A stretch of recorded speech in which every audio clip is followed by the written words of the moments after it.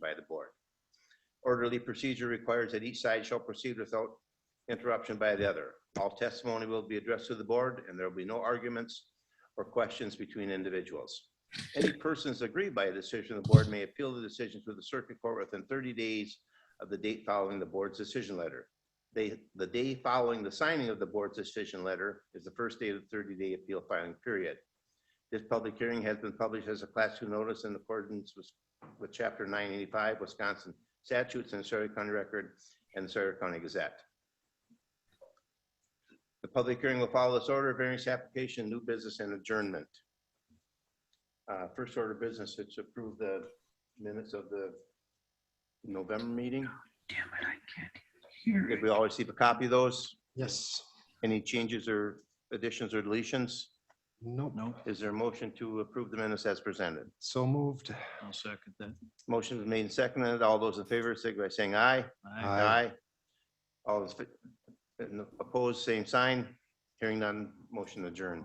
Is approved. Okay. Mr. Chairman, we have 4 variance applications this evening.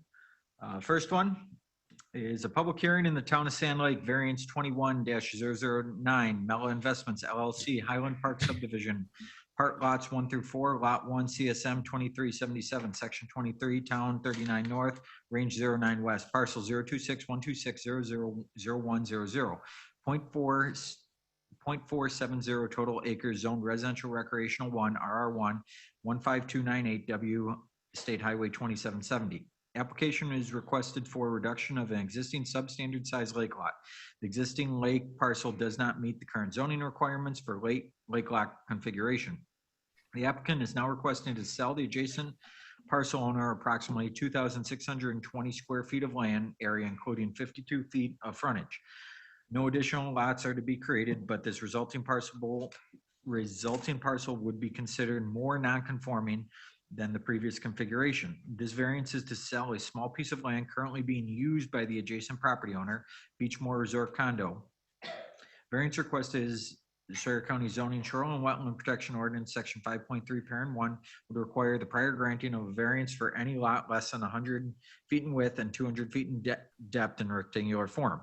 Furthermore, this lot would be proposed for reduction, more non-conforming, in an existing substandard size lot.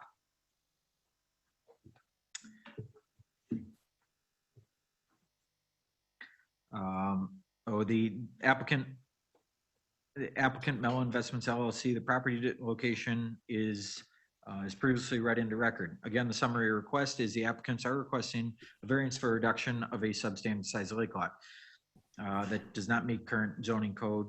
The applicant is now requesting to sell the adjacent property, approximately 2,620 square feet of land, including 52 feet of frontage. No additional lots are being created. The variance is to sell a small piece of land currently being used by the adjacent property owner, the Beachmore Resort Condo. And it does not meet the 100 by 200 feet in rectangular form.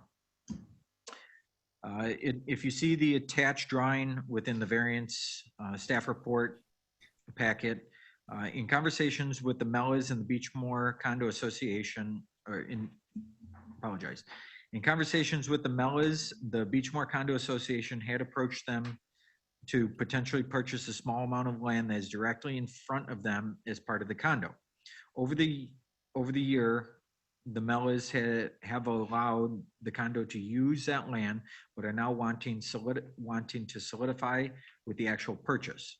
With the Melas' existing parcel already not meeting the current lot configuration, it received the designation of existing non-conforming lot. They're now wanting to reduce an existing non-conforming lot, which requires the prior granting of a variance. No additional lots are to be created with the transfer of land, and the additional certified survey maps will be recorded with any potential approval of said variance.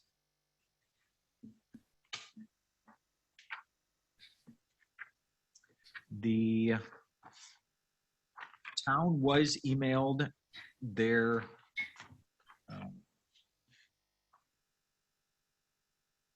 opinion letter. There was a meeting yesterday, but we did not receive any correspondence back from the town of Sand Lake on that. They were emailed back in November for last month's agenda. Opinion letters were sent out. Eight were sent out, 4 returned, all 4 no objections to this. I have no objections to this. Kevin or Jane Getting? I have no objections to this. Brian or Eva Fairstead? I have no objections to this. Patsy Schroeder? I have no objections to this. John Schroeder? And that's all I have. Okay. Are the Mellows here or someone to speak on their behalf?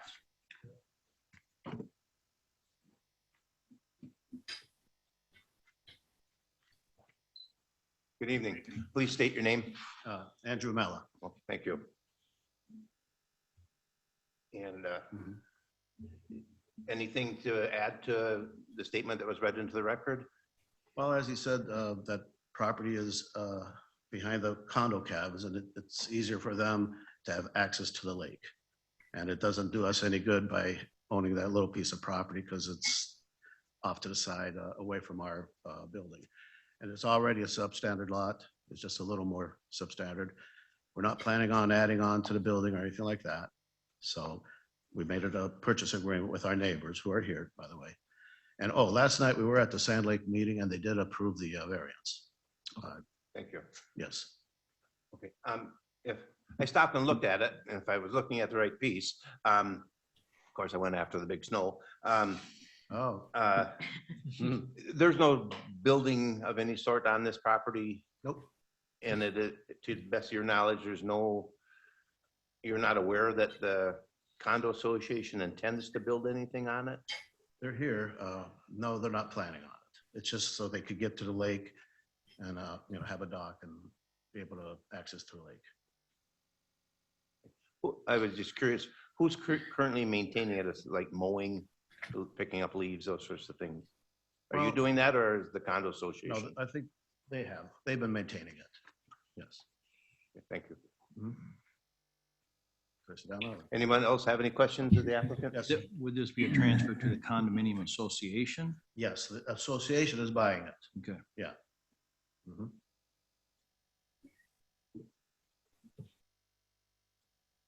So is it safe to surmise that the only change is just going to be a different name on the deed to that particular parcel? Yes. Probably better to ask them if they're going to testify, but Mhm. do they have it in writing, which would more, if this did get approved, that the condo board approved this transfer? I believe they did. Right? Yeah. Didn't you? When we've done these before this would be authorized from zoning to do, we've had to have written confirmation that the condo board accepts it. I know they did have a meeting and they did agree on it. As far Okay. as if it's in writing, we'll have to ask. And the condo plat, of course, would have to be updated also. Yes, that is correct. And someone from the condo from the condo association will have an opportunity to speak. Yes. Okay. Yeah. Kathy, did you have a question or a comment? I just told Pat to have him move forward, so. Yeah, Laura sorry could about that. hear him. That's all I have. Anything else, Sandy? I don't think so. Oh, okay, thank you. Thank you. Is there anyone else to speak on behalf of the application?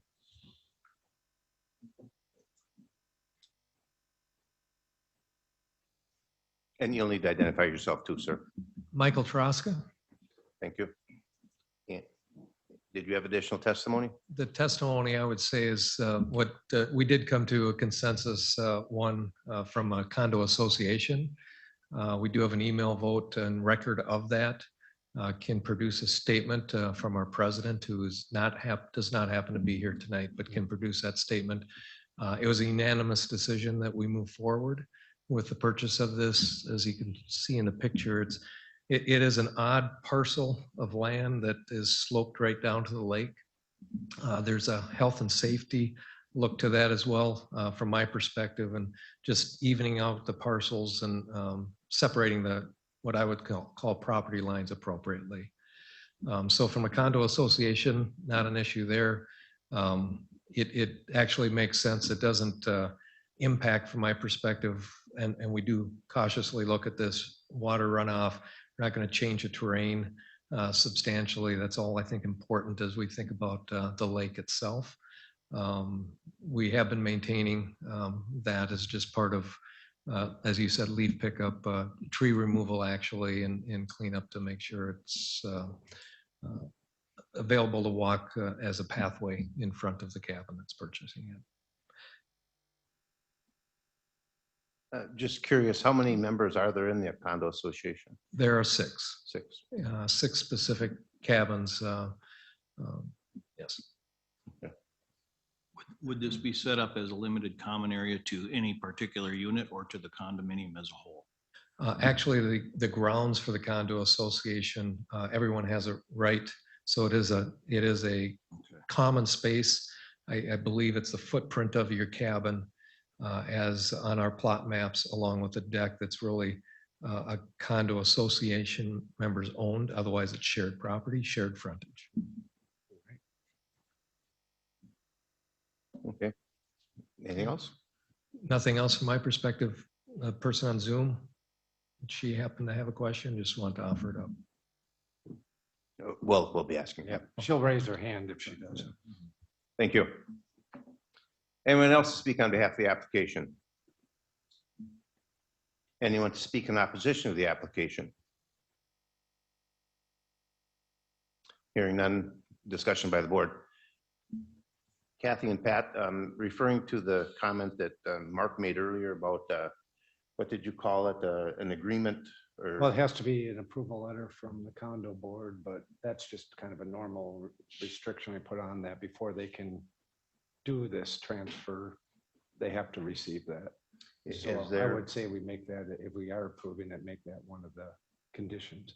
That is something we do with every condo, whatever they're doing in a building, changing lines or whatever, we so have to that have type of approval document, letter. that documentation is available to the applicant Yes, and to the prospective new correct, parcel. and Okay. kept in the file.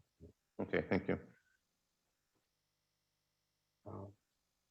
The only other thing I'd say on the dealings with this stuff in the past is that we'd also look at, if we are going to approve it, make it a condition that the resulting outlot must be combined with an existing Beachmore Resort condo parcel by plat, survey, certified survey map, et cetera, to avoid creating an additional lot.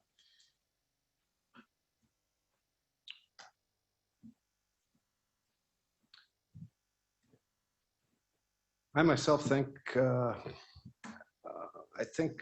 we could call this unique if you just look at the current CSM with all the jet ins, jet outs that it has. And the current CSM has, a portion of that lot directly in front of the neighboring lot, right in front of a cabin. The original land division probably should have had that proposed outlot in the application as a part of the condo when they did that original division. It's kind of unique because the proposed outlot has no benefit to the existing lot and remaining with the existing lot, but negatively impacts the condo lot, which is also a non-conforming lot. And I'd say an unnecessary hardship would be to improve and correct a bad land division that was approved, which created the unique property. Both lots involved in this are existing non-conforming lots of record. And I feel this variance would follow the intent of Chapter 236 of land division. Specifically, if you read the section that kind of applies to this, it says the sale or exchange of land between owners of adjoining property is exempt from local land division ordinance so long as the sale or exchange does not create an additional parcel or lot, which this doesn't. And second, the sale or exchange does not reduce the parcels or lots below the minimum size as required by Chapter 236 or other laws or local zoning standards or ordinances.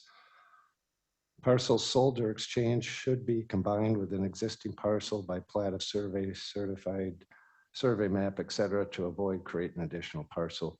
I would argue that I think zoning could have approved this one without having a variance, because you aren't creating two parcels that go below the minimum size required, because they're both already below the minimum size.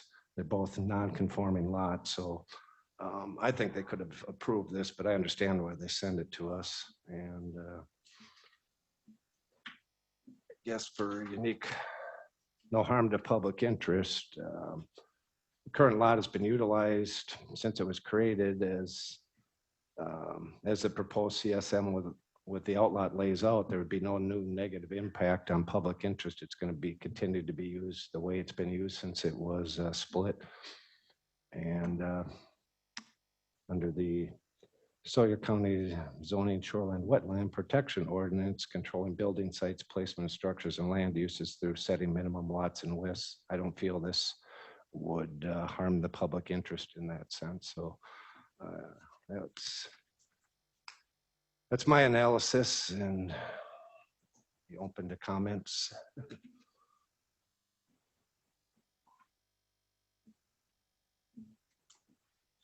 Laura, any additional comments? Where does have her hand raised?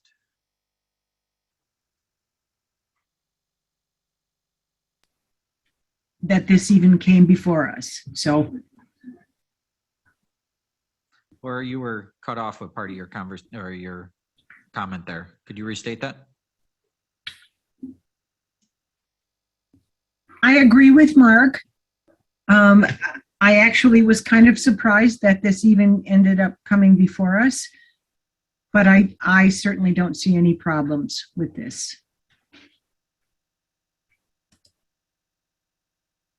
Okay, thank you. Should it be, does the board feel it should be conditioned that no structures be placed on this parcel? I had that thought also, and I guess I wasn't able to find if we can do that or not do that. Would you know, Pat? As far as, I mean, you do have the ability to place specific conditions or restrictions on the parcel. Even with that said, it would almost be redundant to do so, because really the only thing I'm just thinking off the top of my head is potentially a boathouse is the only structure that would be allowed inside the shoreline setback. They wouldn't be eligible for a lateral expansion. Any other expansion of these structures or in this area would come back to variance. Because that little outlot, if this is approved, just is part of the entire part of the condo association. So all the potentially lakeshore. they could do a boathouse, but then they would have to show that in their condo plat as future expansion area. That would be the only structure at this current time that would be allowed within the shoreline setback. Well, redundancy, it would be, but is there any reason not to put that in there then? Other than redundancy, but as a safeguard? It certainly could be used as a safeguard. With that said, even that, they could do a boathouse on a different part of their parcel. So whether it's on this outlot that's tied back to the condo or on the original part of the condo, if they do the boathouse, it's negligible, Or would it be better maybe just to state it must become part of the common area of the condo association? Would that be a better way to that would state it? I would think so. That's. And how is that accomplished? Through the deed? Well, it'd be read into record as part of the motion, as part of the condo common area. Because they have to redo their plat, so that would have to be shown on It the would, condo it'd be shown plat on, it'd be shown on the plat when as the, common area. when the survey's turned into us and approved. How would you word that? Outlot or has to become common area of the condo plat? The outlot, the proposed outlot one has to be utilized as common area for the Beachmore Condo Association.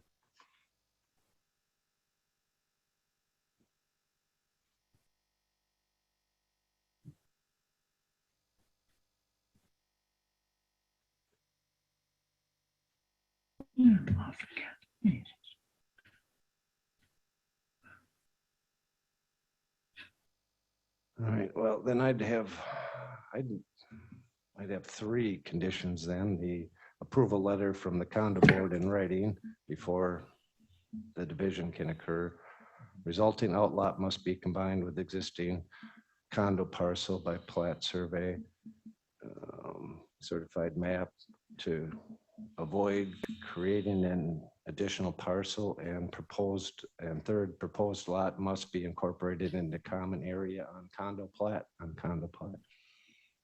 Would be three conditions I'd like to see. Okay, make a motion. I'd make a motion to approve with the three conditions just stated into the record, and finding of facts would be it satisfies the three-step test as I stated in my analysis. It is a unique property, and there is a hardship. And as I stated, it is not contrary to public interest. That's your motion? Yep. Is there a second to that? I will second that motion.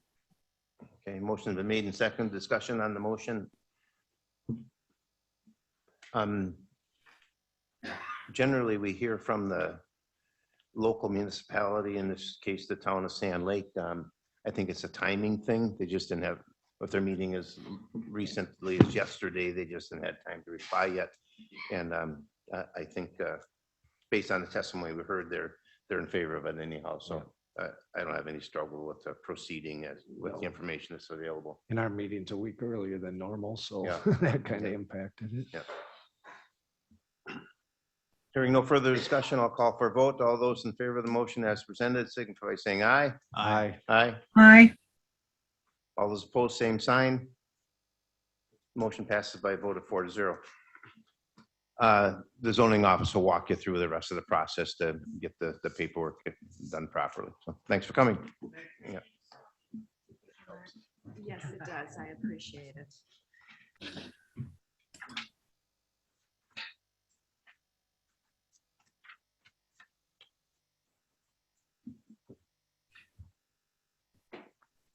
All right, our second case tonight, public hearing in the town of Lenrock, variance 21-010, James and Penny Dreer, Lakeside Condo, Unit 6 and 1/9 interest in common elements, Section 23, Town 42 North, Section 09 West, Parcel 014-246-000600, 0.510 total acres, zone residential recreational 2, RR2, 12796 N County Highway T. Application requested for replacing an existing 12-foot by 52.5-foot mobile home with a 22-foot by 31.5-foot, 25 by 35.5-foot with eaves, two-story house. Existing mobile home is located 23 feet at the closest point of Nelson Lake. The new proposed house will be located 26 feet at the closest point to Nelson Lake within the existing footprint, and expansion of the footprint would be located further from the water. With the landward expansion, the proposed new house would also be 57 feet to the center line of County Highway T, County Highway. This property would not be eligible for a 200 square foot expansion, and a variance would be needed for reduced lake setback and reduced road setback. The applicants are also requesting a portion of this variance for an 8-foot by 10-foot deck relocation that would not be within the same footprint, but would be relocated further from the water. Variance request is as section 6.1 of the Sawyer County Zoning Shoreline and Wetland Protection Ordinance would require the prior granting of a variance for any new structures located closer than 75 feet to the ordinary high water mark. Section 4.21, parent 2 of the Sawyer County Zoning Ordinance would require the prior granting of a variance for any new structure located closer than 75 feet to a county highway. The applicants, James and Penny Dreer, and property location prior read into record.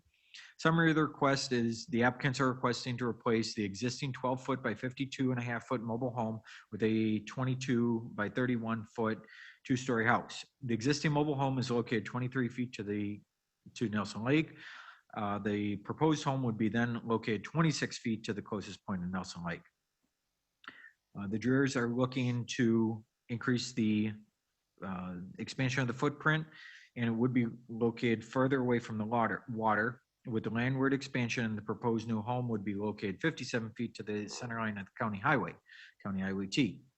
This property is not eligible for the 200 square foot expansion, and a variance is required for reduced lake setback and reduced water setback. Additionally, the applicants are also requesting that 8-foot by 10-foot deck relocation to follow the home replacement. Okay. If you do see the attached drawings, along with Jay's inspection report that was attached in the packet. In conversations with the applicant, they have looked at multiple plans and ultimately a long-term home as part of this condo unit. The existing mobile home was placed on the location well before zoning ordinances were enacted. They are now struggling with how to replace this existing mobile home with a year-round dwelling. The attached inspection report shows the existing mobile home footprint and proposed new two-story house. The proposed house would be relocated a little bit further back from the water and closer to the road. However, in taking setbacks of other houses along the stretch of County Highway T, the closest existing house was at 57 feet to the center line of the road. That's why the distance was kept at 57 feet to the center line. Part of this request is also to add the 8-foot by 10-foot back into the structure at the further setback distance. There's an existing 8-foot by 10-foot lakeside deck that would be relocated to the side entrance, would still require approval of the variance. The town of Lenroot approved this variance. The variance was approved by the town of Lenroot by a 4-to-1, 4 yes, 1 no vote. There were 21 opinion letters sent out, 11 returned, all 11 no objections. I have no objections to this. Patrick Obel. I have no objections to this. Patrick Griffin. I have no objections. No objections. We look forward to new house! Exclamation mark. Donald O'Kane. I have no objections to this. Thomas Ryan.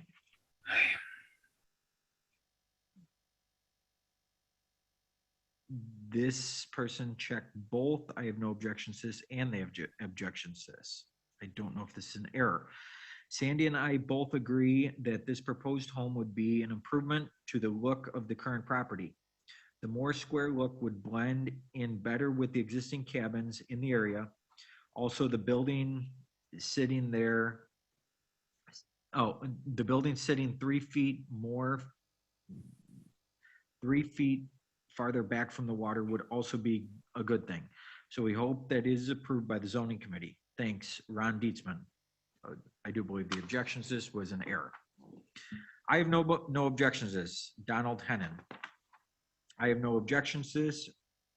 Randy Clayman. I have no objections to this. Megan Lawler. I have no objections to this. Lisa Aram. I have no objections to this. Margaret Hibbard. And I have no objections to this. Steve Klecker. That's all I have. Did the town send any additional comments or conditions? There were no additional comments, and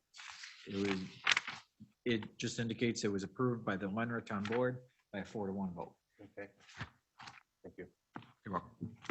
Okay, are the jurors here or someone to speak on their behalf? Pat, State your name, please. James Dreher.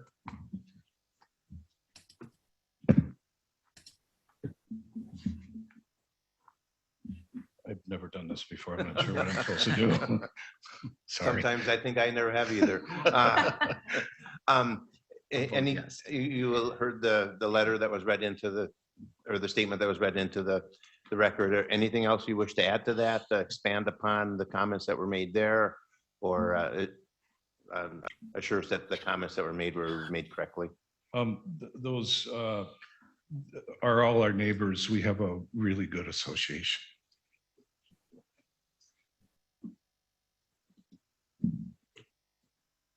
I have a letter, sorry, from our president. I could read that. To whom it may concern, the Lakeside Condo Association has received a request from the Drehers to have the current building removed and replaced with a 2-level home. The Condo Association would like to request the variance to be approved. With the variance approved, the footprint for the new home would greatly improve the association as a whole. Any questions, give me a call. Tom Ryan, President.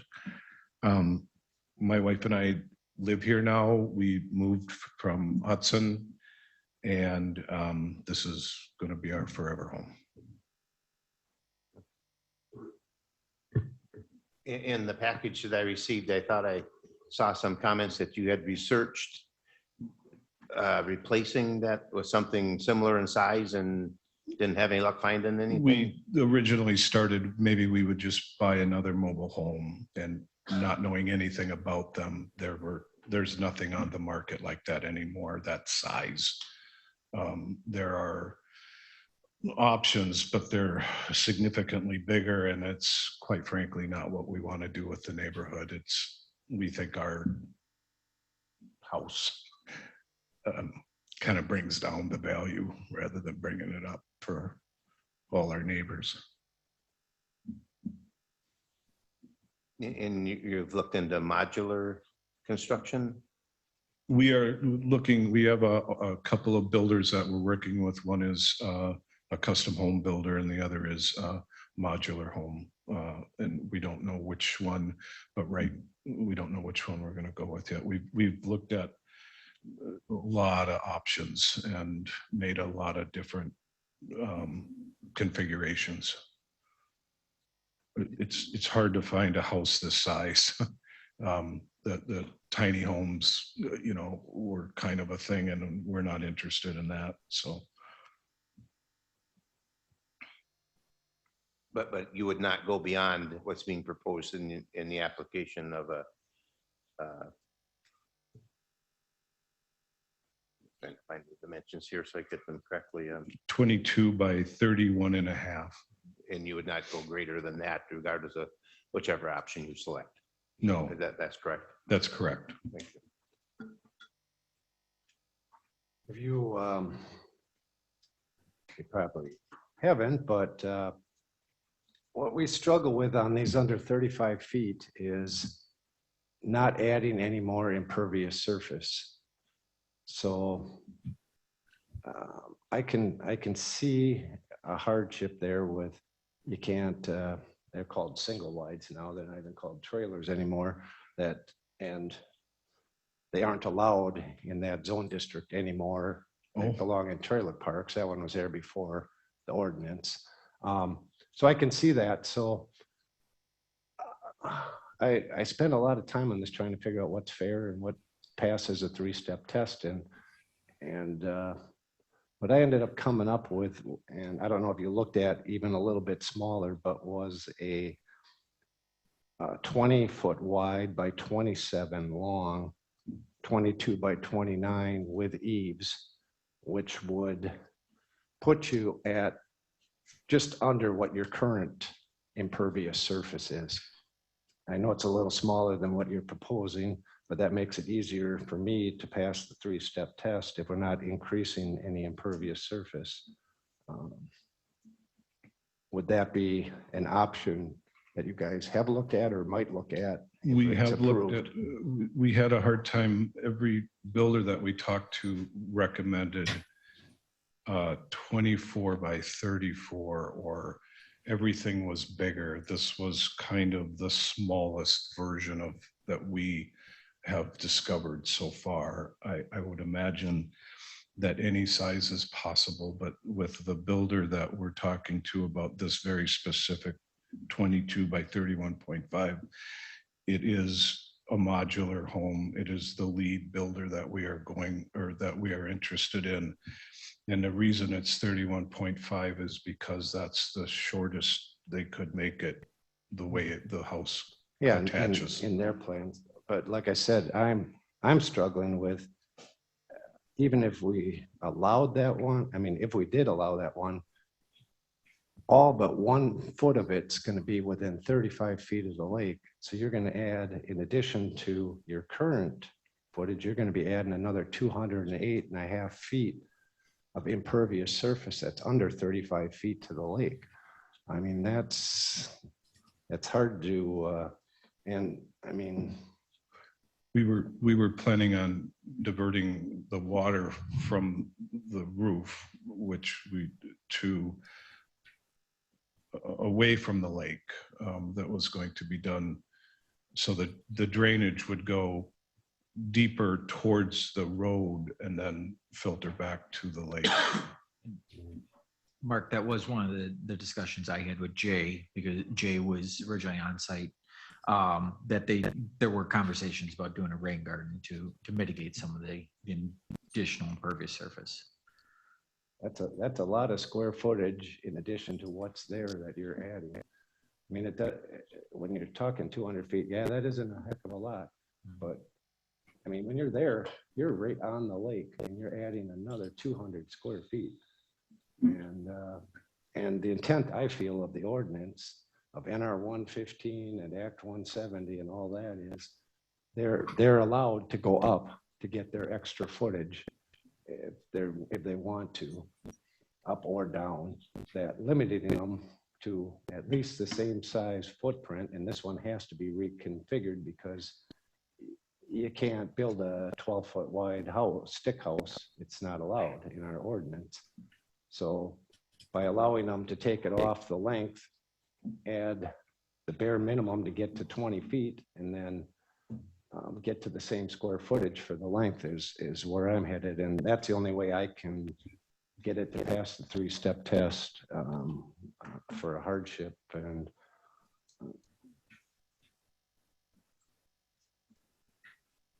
I understand it's not ideal and you may have to give up something, a little smaller room, or there's things you'll have to give up, but you are able to double the square footage you have by going up.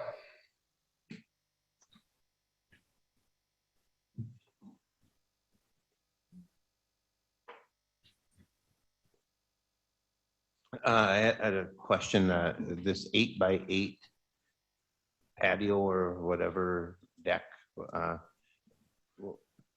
you will be, everyone is granted a sidewalk area. What's special or why about this 8x8? It's just something that can be reused, or? It is something that can be reused, and currently when you come out of our house, there's a 5 by 10. I don't have the exact measurement. 8 by 10. 8x10. 8x10 deck. And so when Jay was out and he looked, the fact that we were going to take off so much of the existing width of the property, he said that we should be able to take that deck and move it to what will now be yard or blank space to give us a kind of an area to set a picnic table. So it would be not as close to the lake, just moved around to the side of the building because we're changing the rectangle to a much more square rectangle than the mobile home shape. Yeah. Okay.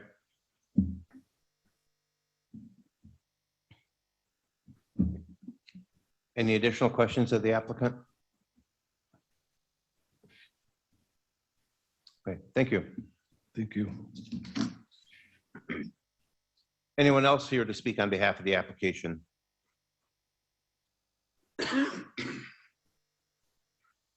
Anyone here to speak in opposition to the application? Hearing none, discussion by the board.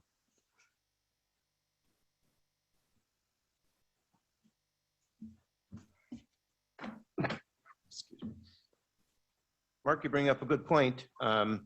Increasing the impervious surface is generally not something that we encourage. This is, if it's done correctly with a rain garden, I don't have a big issue with it myself, particularly diverting it back towards the road before it then filters towards the, and I think the net effect would be almost the same if it's filtered prior to entering any aquifer or any aquatic shoreline. Well, like I said, it's, 200 square feet on one floor to the footprint. You're adding quite a bit to the size of the house. I mean, it's almost like they have a Pinto and they want to upgrade to a Mercedes. I mean, they knew what they bought when they bought it. It's a trailer that's placed too close to the lake on a lot that, unless I'm mistaken, there is no buildable area on that lot legal. I mean, without a setback variance. Correct. Yes, So, any option on this area of the condo. I mean, if this was a blank slate, there is nowhere to build on this lot. Correct. So, I mean, I can get it, the unique property limitation out of that. But like I said, you got to look at, in my eyes, you got to look at, what's there, they can't replace. It's not made anymore. And so we'd have to reconfigure their footprint. And I argue that the intent is, if you read NR 115 and all the applications, that, you can't go out of your footprint. And this one, we're just changing the footprint, but keeping it the same, so to speak, taking it from a long skinny to a square. And so I'm looking at it that way. And, they knew what they were buying when they bought it, that it wasn't going to be a mansion. And I think that's too big for the property. And so I can get by the unique property condition and the unnecessary hardship. Circumstances of the applicant, such as growing family or desire for a larger garage or house, are not a factor in deciding a variance. Variance should provide the minimum relief. Well, I feel the minimum relief is to give them the same footprint and a buildable, so they can build to today's standards. And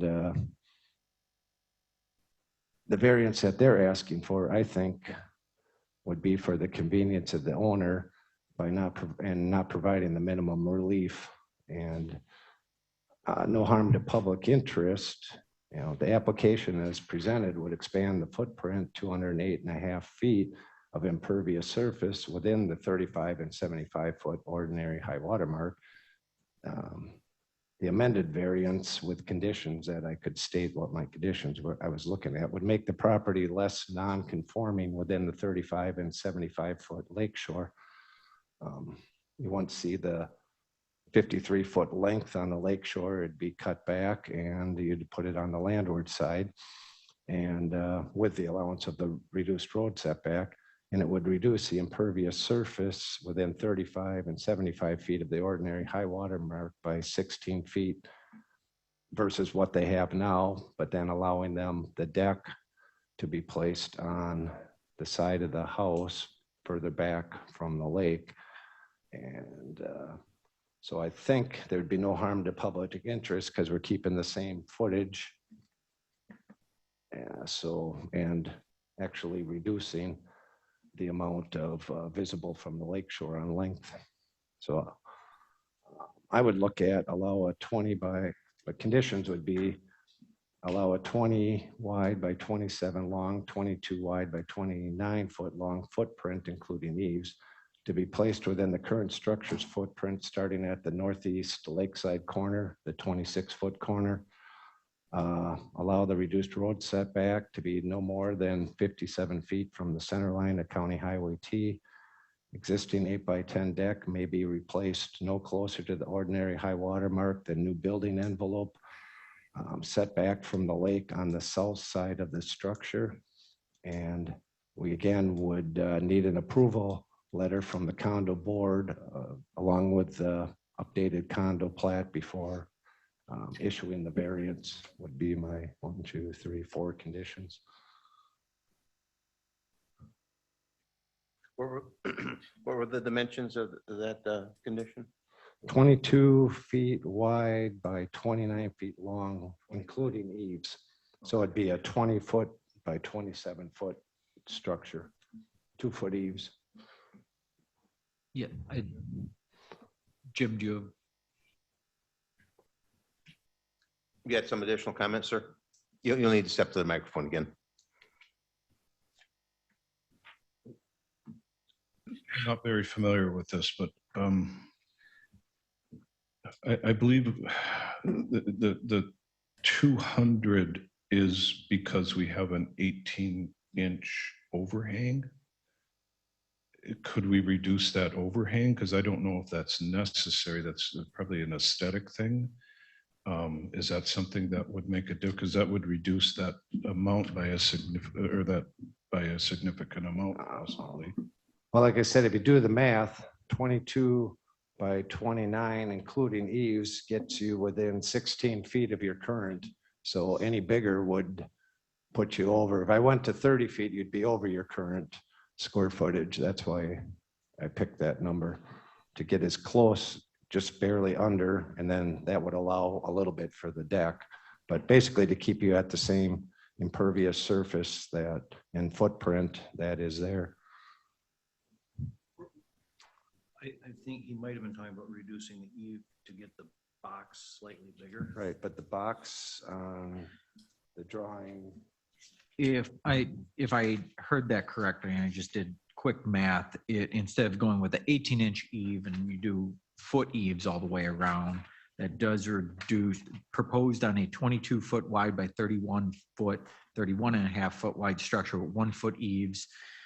That brings the impervious surface down to 804 opposed to that 862. So, and really going anything under a foot. Still above the 654. Still, we're, yeah. It's 630 without 100, eaves. 150 over of what currently has. Yeah, Jay has their new structure at 862 and a half. yep.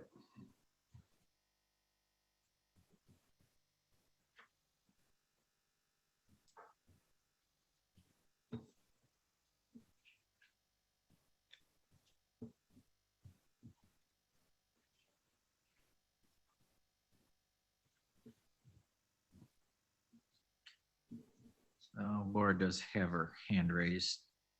Laura? I was just going to ask if you could please speak closer to the microphone. I'm sorry to be in imposition, but it's so hard to hear you. Steve, you particularly. Thanks. Did you need me to repeat anything you didn't hear? Oh, I heard you, Mark. I just Okay, couldn't hear Steve. I'm trying to eat the microphone.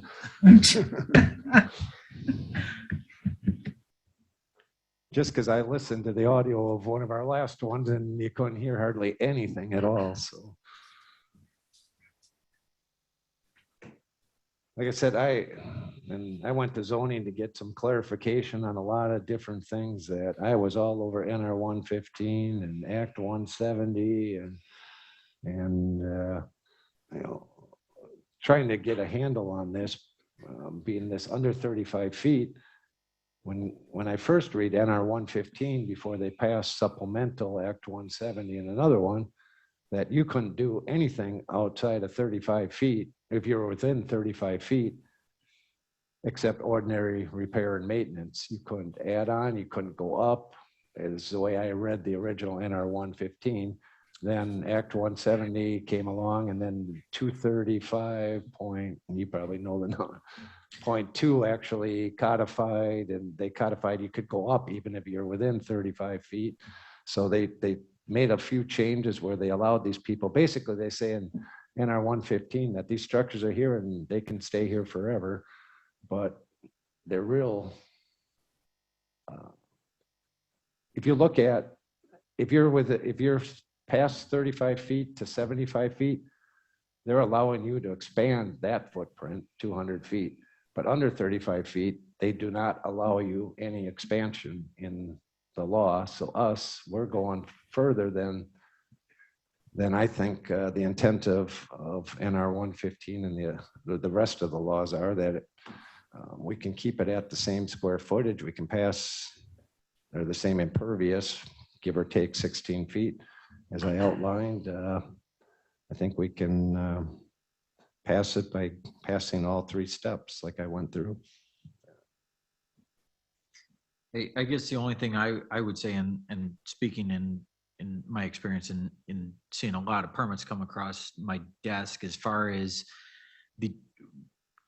so Sawyer County, we do have the 20-foot wide dimension requirement.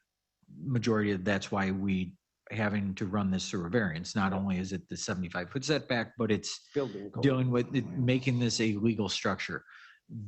Very, very rarely do we see, or in conversations with somebody on the phone, that they build a 20-foot wide structure. When we start discussing dimensional requirements, I don't know if that's based on the building code or just the structural capabilities with a 20-foot wide structure, making it a wider structure.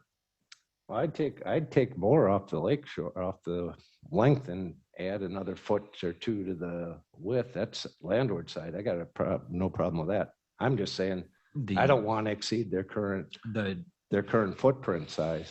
So if you want to make the building narrower or not as wide and add another 2 feet to the back, make it 22 by 25. Does that help? I don't know. I'm not a builder. Like I said, I'm just trying to stay within their current footprint, because if they wanted them to expand it under 35 feet, they would have allowed them to have that 200-foot exemption that they're allowing from 35 to 70, I feel is the intent.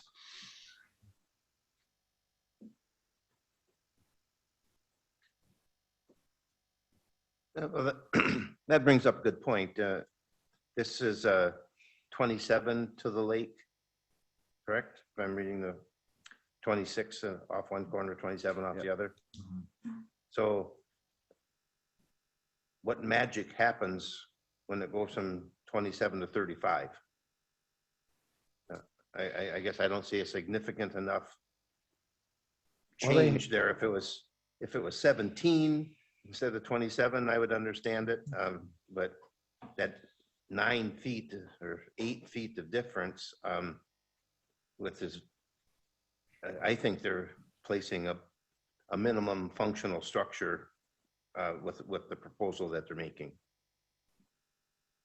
And I respect, the law, and I'm sure you're Mark, you're interpreting correctly. This expanding the impervious surface is not something that we do wantonly.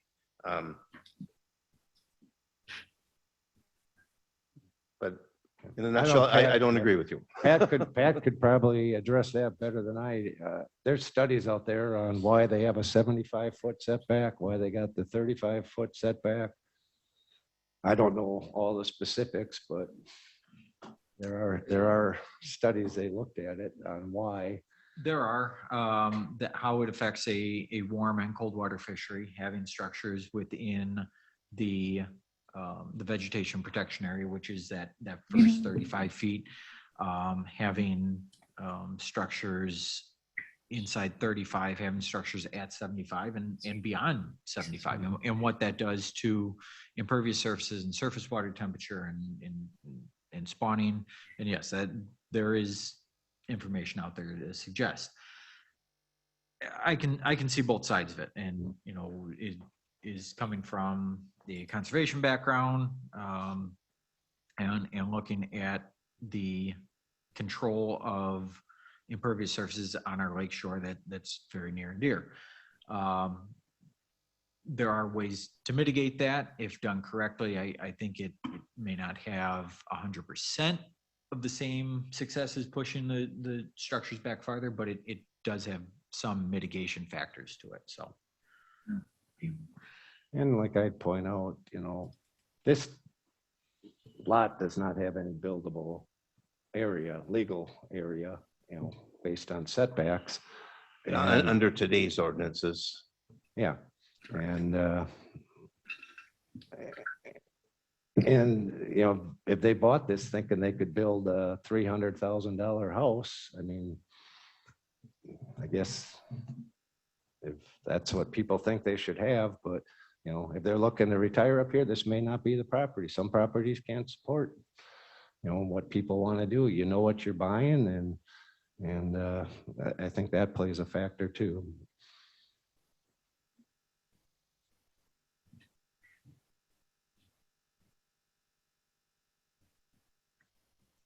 Well, I haven't built anything recently, but this doesn't, the plan I looked at didn't look like $300,000. I was just, But you're throwing that out as a I number. was throwing it out there like the Pinto Mercedes comment I made earlier. I mean, there is economic gain, that potential economic gain. I mean, you look at a trailer and a condo, just to throw out some numbers, say it was $50,000 to buy it. You knew what you were buying. Now you put up a house like this, and can you sell it for 200,000, 250,000 with the variance? I don't know. Today you might be able to, but that's day and night from what's there and what they're proposing. If you look at their renderings, their drawings on what they were looking at here. I struggle with these situations almost weekly wearing a different hat. Please, Steve. This property, when it was purchased, had extreme limitations. It still has extreme limitations regardless of what the rules are right now. I think by going beyond the footprint or the square footage surface area is to the benefit of the owner and the convenience of the owner. I don't think that stays in line with the rules and the regs that Mark referenced earlier. I think working with the same square footage or very close to it makes sense. Okay. Laura, you have any comments? I do. I just hate disagreements, but I honestly feel Mark is correct in this, and Al, I get where you're coming from also, that 6 more feet or 3 more feet or 4 more feet, what does it hurt?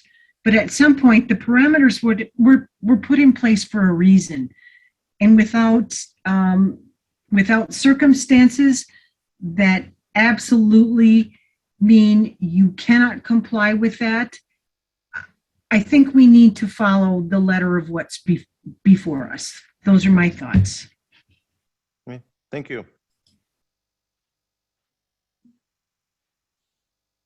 So Mark, this 22 by 29 with eaves. What did that square footage calculation come to? Yeah. 16, well, somebody have a calculator. 638 is 22 by 29. And they're at 654 now. But if you go another foot longer, it puts it over the 654. So I don't know if you want, if you guys are all thinking it has to be wider, go 24 by 27 with eaves. What does that do? That should be the same square footage, right? I'm sorry, what was that? 24 by 27 with eaves. That's 648. So We I could go either way. It's 55 feet. just under their current. So Well, wouldn't we, I could put both in there. I'm just looking at allowing a building footprint size. That does not exceed the current impervious surface. Yes. So wouldn't that be a better way of stating it than giving dimensions? Well, As long as it It- was not closer than, yeah, because anything they take off is gonna go on. Yeah, I could say, yeah. We want to say approve a footprint no greater than 654 with eaves and no closer than, and no closer than the 27-foot corner, because they can just square it up. and also no closer than the right-of-way setback. The 50, still allow them the 57 feet, which is going to be their limiting factor. That their current one that they were proposing was 25 feet, which put them at 57. Yeah, I mean, if I'm reading Jay's inspection report here, if we bump that 26 corner, if you pivot on that 26, you're actually getting closer to the road by 1 foot, so you're at 56 then. Well, that's if you go to a 25-foot wide. Oh, yes, yeah, So I'm going to keep the 57-foot because that's what's in the area, and put it at 27 feet from the lake, from that corner, the northwest corner, or northeast. Driving through that Northwest. neighborhood, it's pretty wide open through there. If it was closer than 57 feet, I don't think there's any visual impediment or obstruction of any kind. No, I didn't see anything either. I mean, if they want to make it narrow and deep, that's all the better for the lake. It puts Yeah. more back. So same footage, no closer than 27 feet to the lake. I mean, if you want to reduce, I'd rather go with the road setback and get it off. I mean, if they want to I agree. angle it, so what would, being out there, boy, there really isn't much. What would you, we've allowed 50-foot setbacks and other stuff from Onto the right of way. county roads. Yeah. Yeah. So I'd be willing to go to a 50-foot road setback, and, Would that impact the septic system the way it's laid out? well, they gotta fit it within. We're gonna give them an envelope, I'm thinking. Okay. So if we say 50-foot setback from the road up to, no more than, and footprint not to exceed 654 square feet with eaves. No closer than 27 feet to ordinary high water mark. Would that cover it? And still allow the 8x10 deck to be put on the south side of the structure, or just say it has to be no closer to the lake than 27 feet? That way they can put it, depending how they design it, just no, Position their no door. closer than 27. It has to be farther than 27 feet from the lake. Existing 8x10 deck may be replaced no closer to ordinary high water mark than, no closer than 27 feet to the high water mark.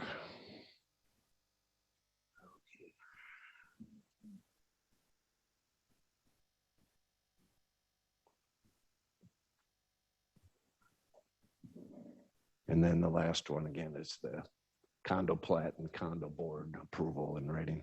I think we'll incorporate the rain garden. Oh, yeah, yep, Control. yep, as well. that's right. Rain garden approved by zoning. Is that the term or what department's So doing it what was done in now? the past. Zoning and conservation, it Yeah. would have to be, yeah, the mitigation document would have to be recorded as part of the land use permit for this. Rain garden mitigation plan approved by zoning department. Would be the last one unless somebody has any other comments. The four conditions I've written down are no greater than 654 square feet, including eave. No closer than 27 feet, the ordinary high water mark of Nelson Lake. Yeah. Not closer than 50 feet to the center, to the right of way. Is it center line or Center right of way? line. Center line? It's a center line Yeah. setback. Center line of Sawyer County Road T, and a rain garden to be approved by the zoning and conservation office. I also had existing 8x10 deck may be replaced no closer than 27 feet to the ordinary high water mark. That gives them the flexibility as long as it's further away from the lake than their current one, which it would be. And need the approval letter from the condo board along with updated condo plat before issuing variant.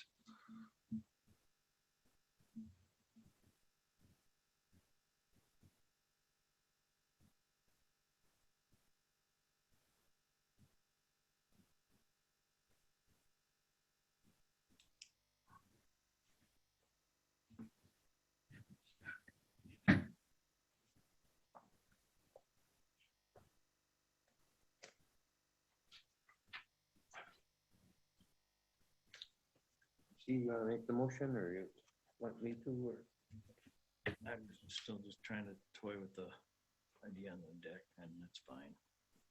They got, the reason They're moving it back. because they got one now, and if you read NR 115, if it's there, you can replace it. So True. we're getting it further away Yep. from the deck. That's right. Benefit That's, to the, otherwise I would have taken it off too, but allowed an ingress egress deck.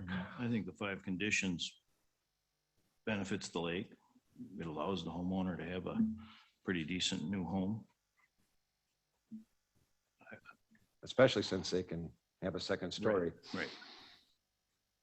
It isn't perfect in their mind probably, but it's giving them something that we can go according to the rules that we're required to follow.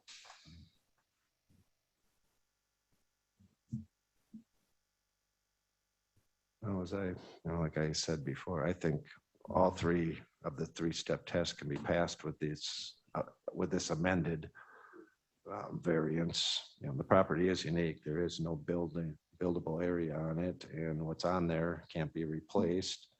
And allowing anything bigger could be the basis for economic gain or not, but you're allowing something the same square footage, but they are under the current laws. Given the addition, they can go up, which gives these guys flexibility to add square footage without increasing the footprint.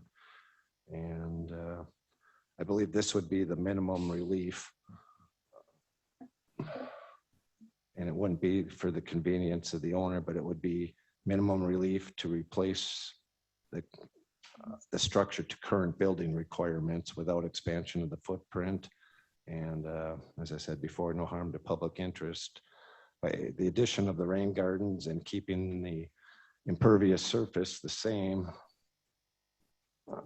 we are actually gaining on this one a couple feet. If calculations work out 16 feet, 8 feet, but we are allowing the deck. So it's basically keeping what's there in the same public interest.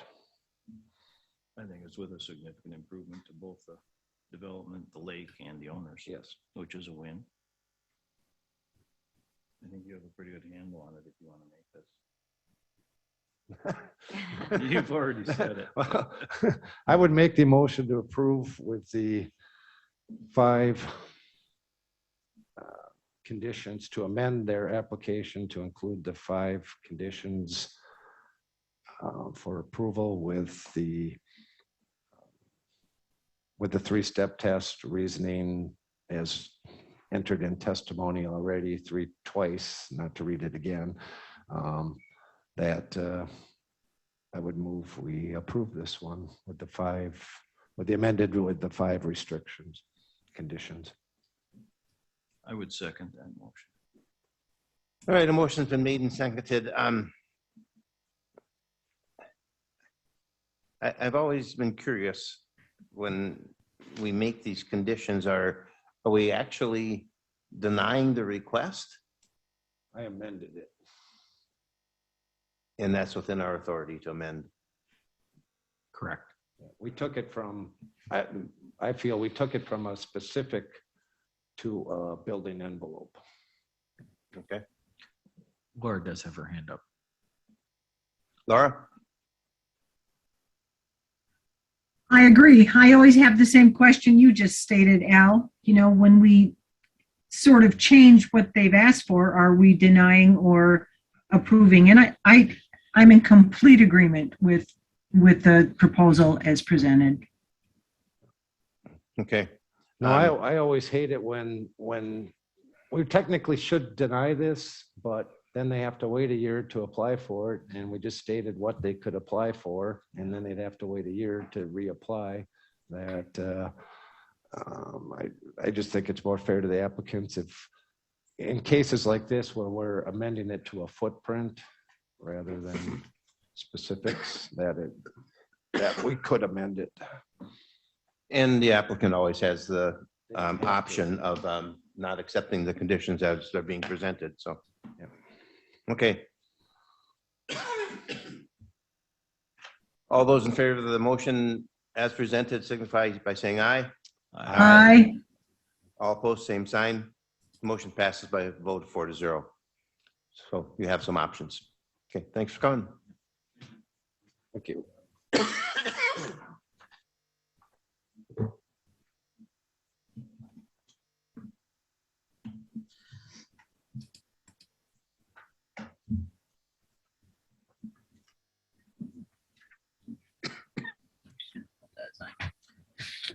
Third case is a public hearing in the town of Bass Lake, variance 21-011, Jennifer Gritter. Cooteray Park First Edition, Part Lot 5, Section 34, Town 40 North, Range 09 West, Parcel 002-130-000501, 0.220 total acres, Zone Residential Recreational 1, RR1, site address 15358W, County Highway KK. Application requested for construction of a single-story 28 by 38, and I apologize. Application requested for placement of a single-story 28 by 38, 32 by 42 with eave dwelling located 30 feet to the ordinary high water mark of Durfee Lake. A portion of this new dwelling is in the footprint of the existing dwelling. Additionally, a reduced side lot line setback of 4.5 feet. One side setback is being requested. With granting of variance, the existing 16 by 38 foot with 4.5 foot by 5.5 foot bump out located 19.5 feet would be removed. Variance requested is section 6.1 Sawyer County zoning shoreline wetland protection ordinance. Shoreline setbacks would require the prior granting of variance for any structure less than 75 feet to the ordinary high water mark. Section 18.4 of the Sawyer County zoning ordinance, dimensional requirements would require the prior granting of variance for any structure less than 10 feet to a side lot line and a total of 40 feet in total. The proposed variance is requesting a 30-foot setback to the ordinary high water mark and 4.5 feet on the side lot line. Applicant Jennifer Gritter. Property location is previously read into record. The summary of the request is the applicant Jennifer Gritter is requesting a variance to place a 28 by 38 prefabricated dwelling located at the closest point 30 feet to the ordinary high water mark of Durfee Lake. A portion of this new dwelling will be in the existing footprint of the existing dwelling. Yeah. Additionally, the side lot line setback is being removed. No, I was down to the wire. I had to pull them I out. know, I understand. Don't worry about it. Anything I can Laura, do? turn your mic off.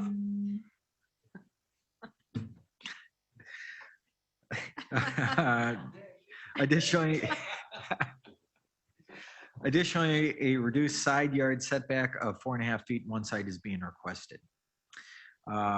Project history, this property has the existing non-conforming 16 by 38 foot with 4.5 by 5.5 foot bump out. Also add to those dimensions that I do not have in the staff report, and I apologize, is it does have approximately 1 foot eaves on it. Bump out, the primary structure is located currently 19.5 feet to the ordinary high water mark of Durfee Lake. Being that this structure is not completely located beyond 35 feet from the ordinary high water mark, is not eligible for the 200-foot expansion. Variance would be required for any lateral expansion. Additionally, vertical expansion of this structure would require wreck and rebuild, thus requiring a variance as well for a substandard sized dwelling not meeting the county dimensional requirements. In 2006, the non-current owner applied for a variance and was granted a 24 by 38, 26 by 40, with 24 by 24, 25 by 26 attached garage at 75 feet to the ordinary high water mark of Durfee, 40-foot setback to the center line of County Highway KK, and 14-foot side yard setbacks.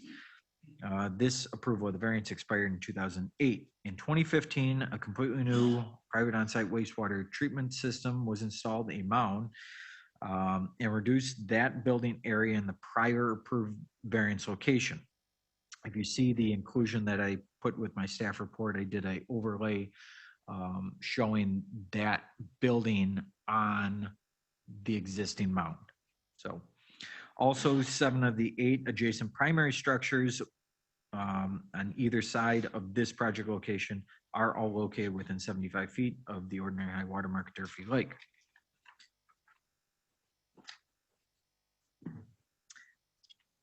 The town board approved this application as amended. The variance approved in 2006, variance 06-030, would not be contrary to the public interest and would be in compliance with the spirit and intent of the zoning ordinance and the town of Bass Lake comprehensive plan. The 75-foot lake setback is more important than reduced road setback. It would be self-created hardship. The location of the mound septic in 2015 is self-created hardship.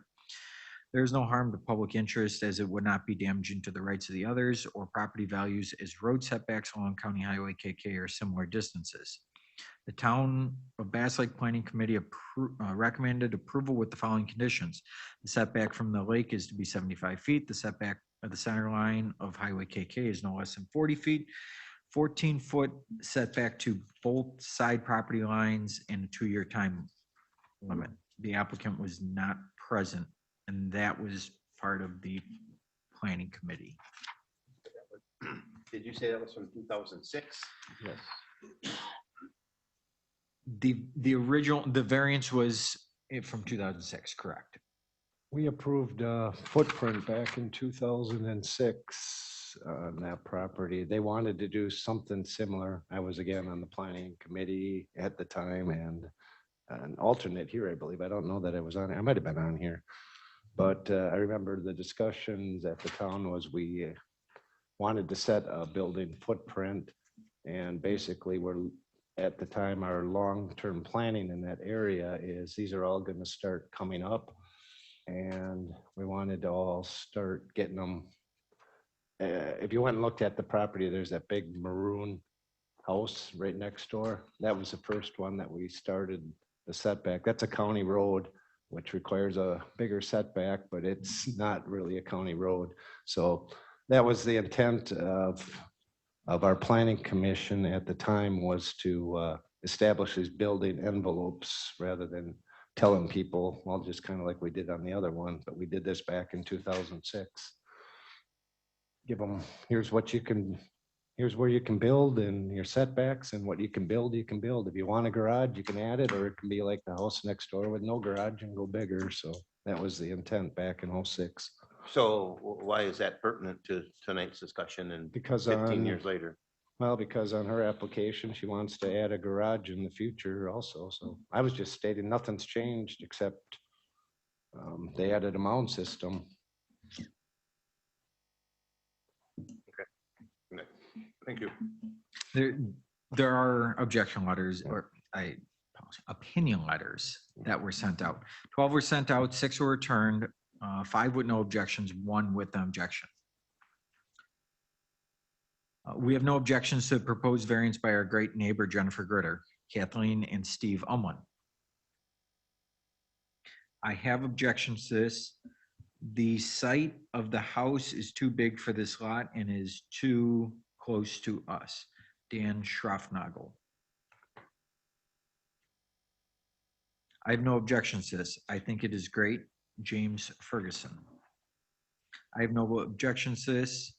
Jim Kuhn. Trust. I have no objections to this. Judith Woodkey. I have no objections to this. This is a good plan. Kenneth Mackey. That is all.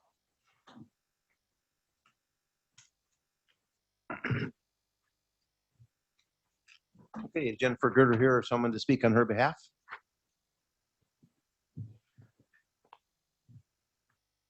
Good evening. Jennifer Gritter. Part of the problem with the planning of this whole thing is that I cannot go up. It has to be a single structure, a single story structure. I'm not physically capable of doing stairs. So that was one of the problems. The other one is just because of what we had before, what the prior owners had done, when we didn't realize when we put the mound in there that it would be in the way of the issue. It would be an issue of be in the way of where we want to put the house. My husband passed about 6 months ago, and I'd like to stay in the area, so.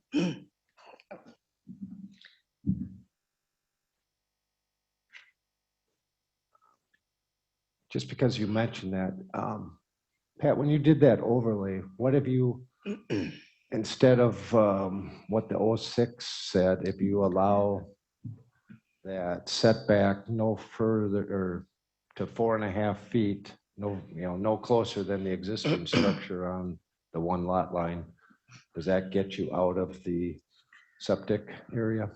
You only have to be 5 feet from that, right?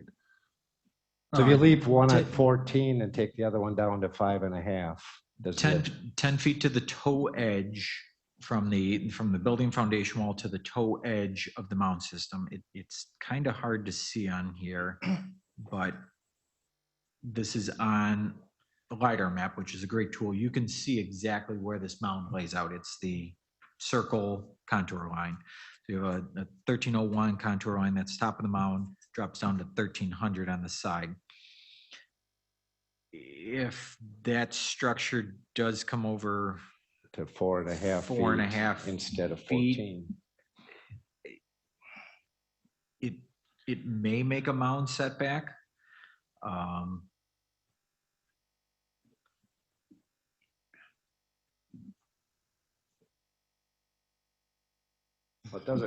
It wouldn't have to be a square building. It appears on here. I'm just trying to visually shift it over.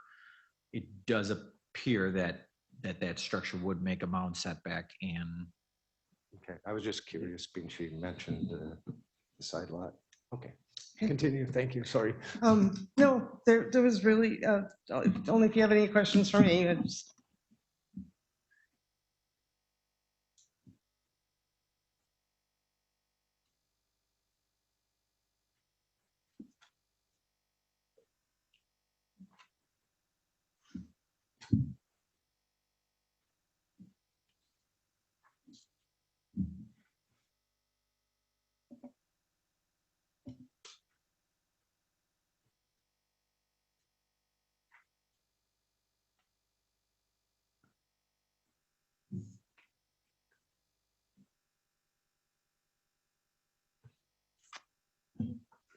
Just for clarification,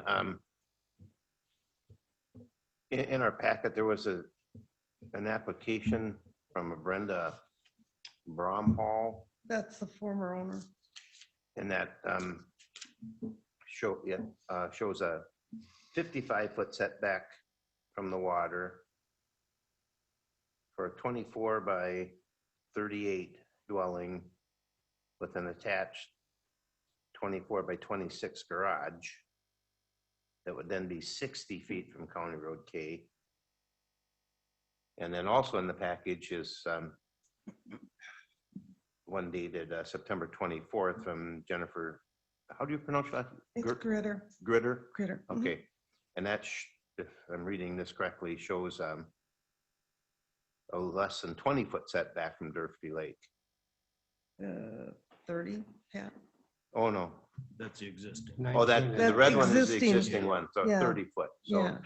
25 feet closer than the one from 15 years ago. That we turned down and approved an envelope because they have compliant area with a reduced road setback and side yard setbacks. That's All right, the hard part. okay, thank you.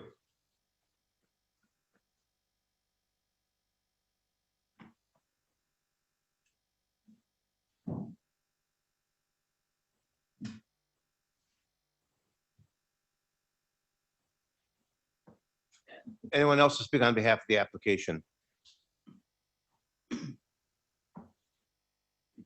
Thank you. My name's Steve Umlin, 15378 County Road KK, and we're next door neighbors. We've lived next with Jenny and Life for, I can't even tell you how many years. They're wonderful people and they keep incredible. The place is just spotless and nice, and they add everything to the neighborhood. Unfortunately, we've lost Life this last summer, and it's going to be extremely difficult for Jenny to be able to maintain this property, keep it by herself. So she's got the two properties and she wants to stay on the lake. Her sister lives across the street and down one, and she doesn't want to move, and we don't want to make her move.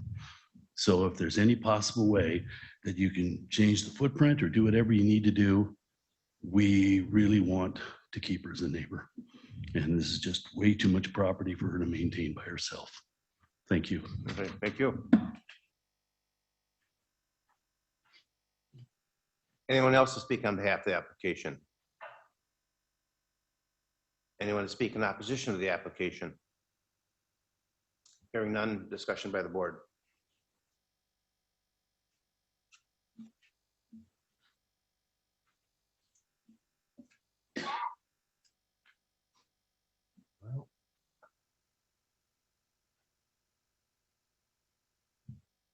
The one opposing opinion letter that was sent back was in opposition to the 4.5 feet from the property line. I believe that was a next door neighbor. I have my bearings right. That would be to the east. I do believe so. I'm looking that up right now. There's no north-south on the diagram. It's a map with the names on it, the white map, right next to your Al. Right there, would have the owner's names. Yeah. Schotznagel. Schotznagel, yeah. Correct, yes, that was the, Nagel. that is the one opinion letter that had an objection to it. And I could see why, because their house is farther back and this house would be close. If you allow the variance, would kind of impede their angle view of the lake. I could see that being an issue, but question, with that footprint we gave, does that give you dimensions of the buildable area?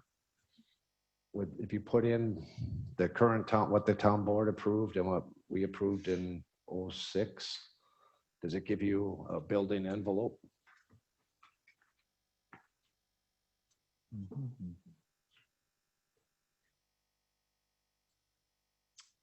It does not. It just indicated the 75-foot setback to the lake. They indicated a self-created hardship, but they did not put any condition in here as far as envelopes. No, I meant, can you determine it from the lot line to the 75 foot to the 14 feet and 14 feet? And what's that building envelope size? It's got to be a decent size because in '06, that had room for a garage and a home, an attached garage, I believe. I guess I'm confused by a question mark. Well, Bramhall, I don't have all the measurements on your guys' diagram. If we say they have to be 75 feet from the lake, how much room does that give back to the setback of the road? And then the two side yard setbacks, what would that square footage be if you take all that off?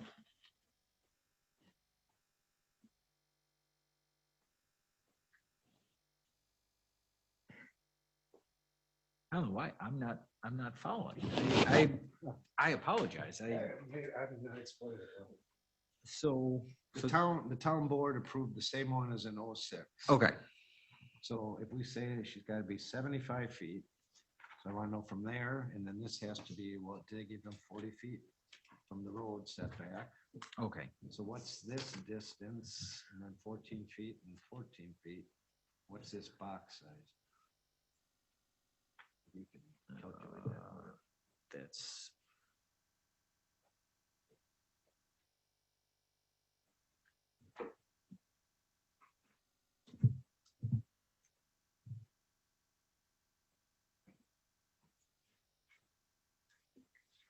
So what's the overall dimensions of the lot?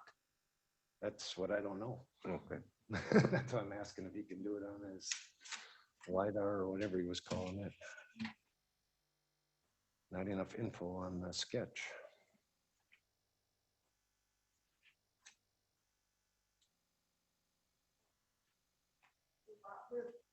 Is that what you want? Yeah, The yeah. the lot width is 75 feet. And the length from the Uh, road to the lake? That one's a good question. I know it's 75 feet because Pat, I measured it. And can I just make another comment? Sure. The person who had the objection, they don't live here. They live in Rockford and they rent their cabin out. Okay. Okay. Thank you. So that would not counting the mound, that's 47 feet width of a building envelope. So we just got to know how deep the.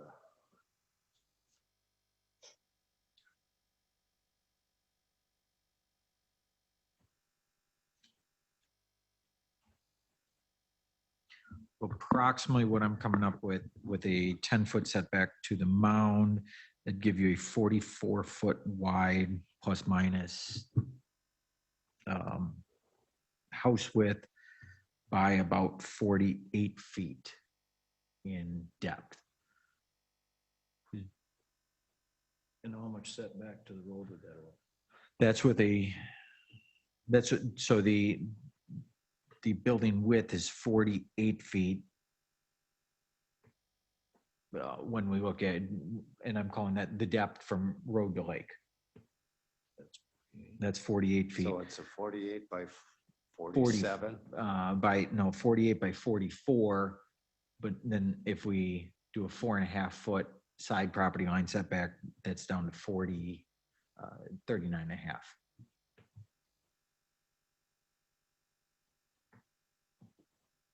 But the septic setback doesn't affect the whole width. It only affects one corner. At 75, the mound is going to be, How far back does that impede into there? that's pretty much right at the top portion of the mound. 75-foot setback. Would that be the south end of the So mound? that's at 75 right there. It seems south. Hmm? It seems So south. that distance to Yeah, there. it is. It is south. You don't Road is lose, south. you don't lose all this, you know, that. But you have to stay 10 feet away from this toe edge with the whole structure. And that mound, it obviously it's widest and the mound is widest in the center portion of the mountain, the way, you know, it's not. Yep. Questioning from just 75 feet. Yeah, I want to know what this. Yes, if it's 75 feet, I know that. Well, we have 75 and 22, 150, 172 total roughly. Those add up to, right? Because you got 75 here and 75 here, and it's a 22-foot box here. So I think that's 172. So if you have, did you say 40-foot road setback? That would make a 32-foot depth. Yeah, 40-foot setback. That would be 32-foot depth. That doesn't account for the mound.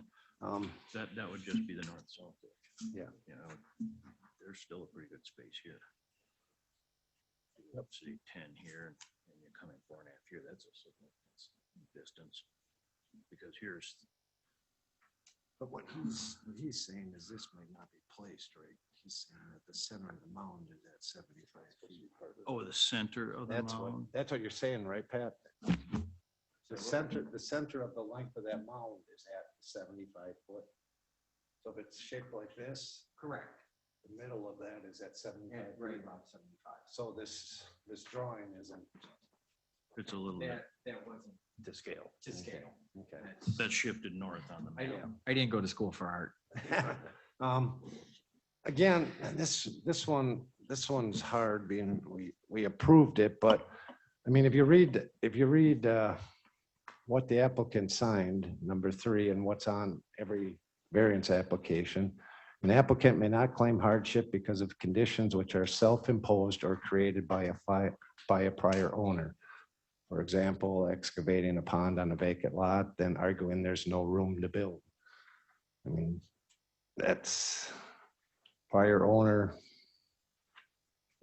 had an envelope. I don't know why they weren't made aware of this variance when they applied for their building permit or for their septic permit, but I mean, the prior owner or the current owner caused this by putting the mound system in. So it just makes it hard that I mean, you can fit something in there. I mean, not what she's looking as a prefab building and not a. And if you look at what the intent is there, again, you're adding this structure that fills up the front half of the lot. And then on the application, it has proposed future garage where we have the building site for the house.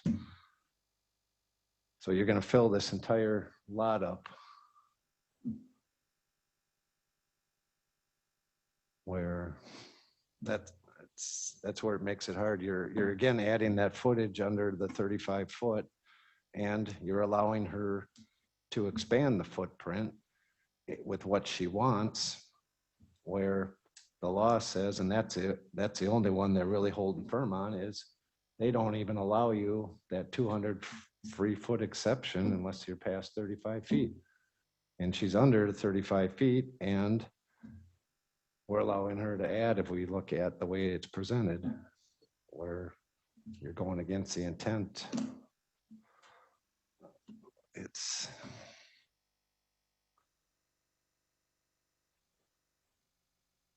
there is a building site, whether you can fit a house and a garage on there, the way the town approved it, even with the 14-foot setback, it makes it smaller than we approved, which was in 06 and the town approved. But like I said, I think the current house, if you moved it back and you allowed the 06 variance to be the same as the 4.5 feet that's there on the current structure, there's no harm to the neighbor because it's at the same depth as their house, so it's not going to interfere with any view of the lake. And their house has a 3-season porch and a driveway on that side. So there's a gravel driveway that's going to be between the two. So I think to give some allowance for that mound system and give back some square footage that she's going to lose, if we amended the town's approval to 4.5 feet on that side and leave the other side is going to be kind of immaterial because the mound system is going to dictate that's going to be farther than the 14 foot they have on there, correct? Correct.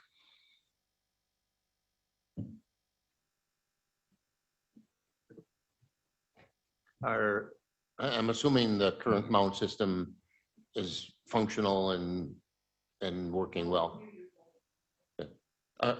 And maybe no one here is qualified to answer, but are mounds remodelable? Or I don't even know if remodelable is a word, but They are, it's Recore. And occasionally, they do require a recoring of that, and it's pulling out the old sand material and the laterals and replacing those. So if I kind Average of li- think where you're heading, are you saying you could take what's in the back and add it onto the front? As long as you stay, how far back off the lake? 35 feet For for the mound? a soil that can't be any closer than 50 feet. And I do believe, So that's 30, I want to say this one's pretty pretty close to 50 already, huh? clicked on the wrong thing. And you could widen it rather than the length. Same issue. You could cut off length and add it to the width.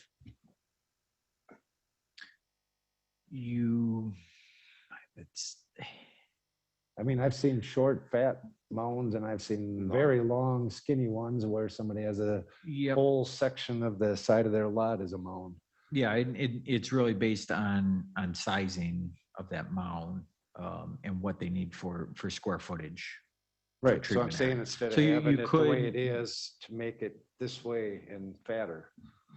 Cut off Potentially. 10 feet of the length or whatever and add 10 feet. You won't even have to add 10 feet to get the same footage, 8 feet to the width, because it's a longer stretch. No, that adds expense, but They do have to maintain a property line setback, which is a right of way. well, this would be on on the in front of lakeside. the, it would be in front of the house. So you Okay. move it towards the inside of the lot for the width.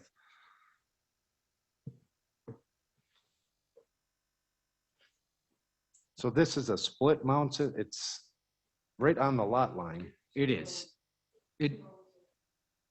So it's got a separator in it. Correct. Yes, there is a separated. It's two separate mounds, and in But that, built into one mound. but the built interior- into one overall mound, Yeah, shell. one shell. Okay.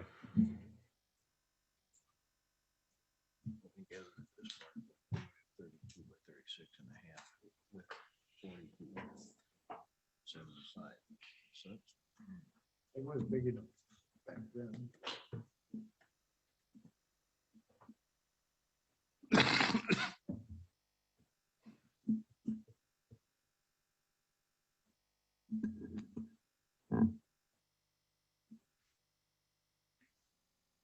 Laurie, have any questions or comments?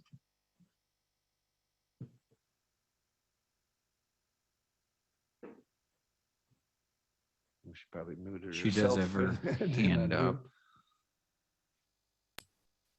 This seems to be beyond my scope of comprehension. I'm not sure about the mound system and expanding it, and I'm listening. Well, I'd try and take what the town, and I just wrote it down. So if we said, what they approved, which is the same as the 0630 variance, although there's a, Hold on a second, Mark. Pat, could you reread the town's condition? Oh, I have it.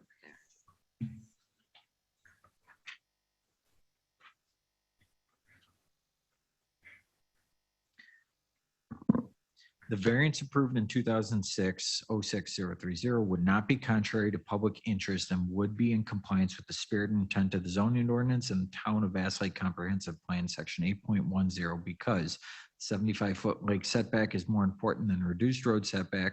It would be a self-created hardship. The location of the mound septic in 2015 is a self-created hardship.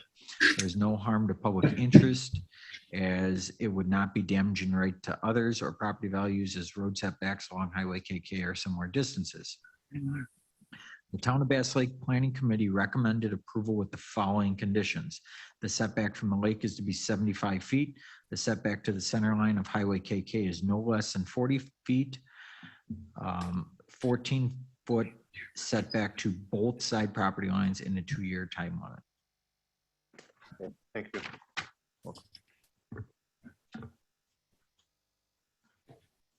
So I would propose we amend theirs to allow a 14-foot side lot setback on the mound side. I believe it's the west side, and a 4.5 side lot setback on the east side, which is the same as the current structure. And findings of fact would be the town's findings and the same as the findings back on the 06030 variance.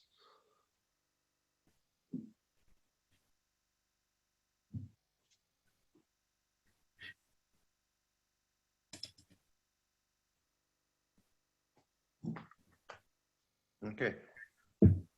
Any further discussion? You guys. Hearing none, does someone care to make a motion to approve or deny or So annoying. modify? Can't see. Can't hear.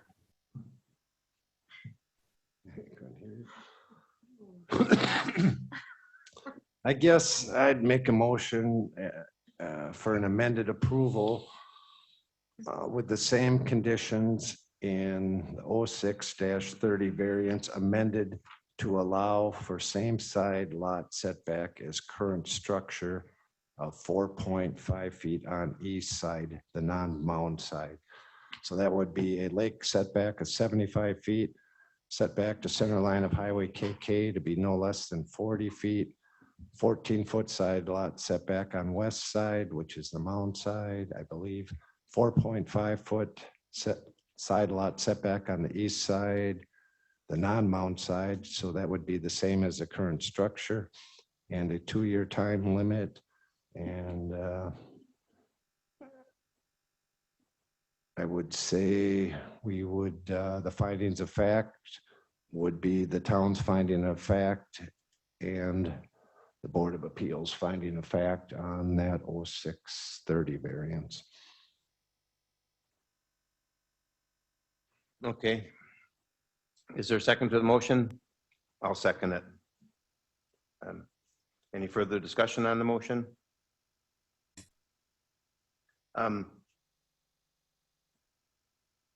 For clarification then, the information that we were presented showed a potential future site for a garage. Could that proposed future structure be addressed by a separate variance application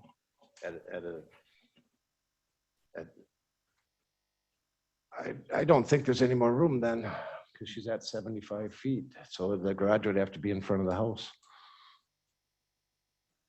well, unless she requested a variance To the road to the setback, road even for road closer. setback. Yeah, she could. Yeah. So.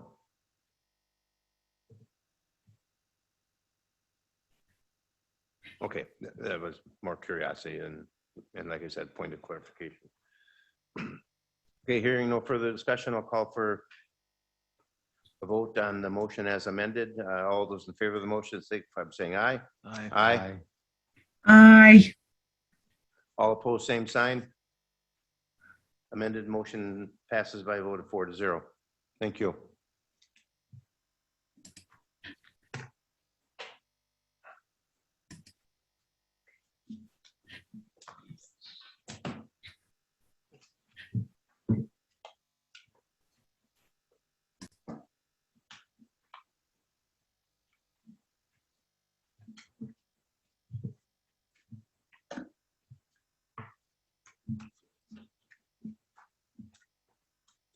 a long time since we've had 4 in one night. Yeah, thank you for your patience. Yes. Yeah. Excuse me, one moment, Pat.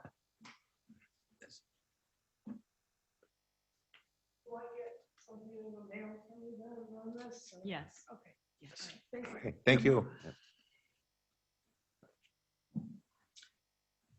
A public hearing in the town of Bass Lake, variance 21-012, John and Mary Bros, Eden Post Beach, first edition, lots 25 and 26, block 12, section 31, town 40 north, range 08 west, parcel 002-106122500.171, total acres zone residential recreational 1, RR1. Application requested for the construction of a 24 by 32, 26 by 34 foot with eaves, accessory structure, single-story garage. The proposed structure would be located 22 feet at the closest point from the right-of-way line of both Fox Avenue and Lacutere Lake Drive, Town Road. Both of these are town roads, and granted reduced town road setbacks would still require a 29.5 foot setback to the right-of-way. Also, with this request, the applicant will also need to be granted a conditional use permit for an accessory structure on vacant land across from a town road where the principal dwelling is located.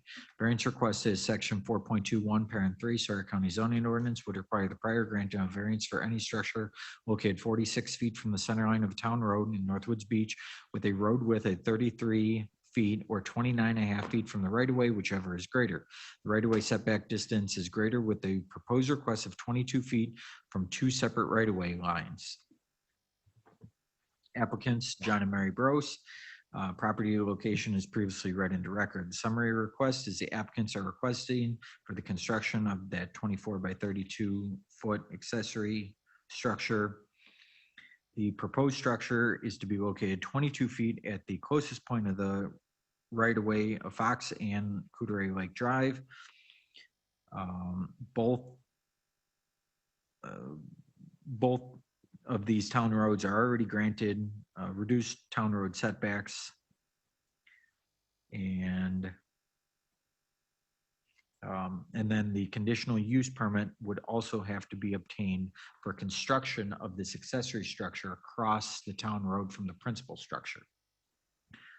Project history, if you see the attached drawings in the packet and the inspection report by Jay, in conversations with John Bros, the additional garage across the town road is needed for additional storage of vehicle and other personal equipment. No other area exists on the lot containing the primary dwelling with attached garage, also due to road setbacks and lake setbacks. With the attached maps in the packet, there is still a small amount of compliant buildable area within this location, but would result in a 6-sided garage with 1 longer bay and 1 shorter bay for garage stalls. Ultimately, the variance is being requested for reduced town road setback on both sides of the proposed garage. Again, this variance request is also will require the prior granting of a conditional use permit under section 4.26 parent 2 for the placement of a accessory structure on an adjacent parcel divided by a public roadway. The conditional use permit case is scheduled to be heard on Friday, 12/17/21. With approvals of this variance would automatically be conditions for the conditional use permit.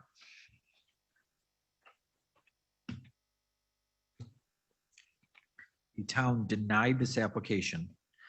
The variance would be contrary to public interest and would not be in compliance with the spirit and intent of the zoning ordinance and the town of Bass Lake Comprehensive Plan, section 8.10, because no unique property limitations, as there are 50 similar parcels at the end of the platted roads in Northwoods Beach, 19 on the south side.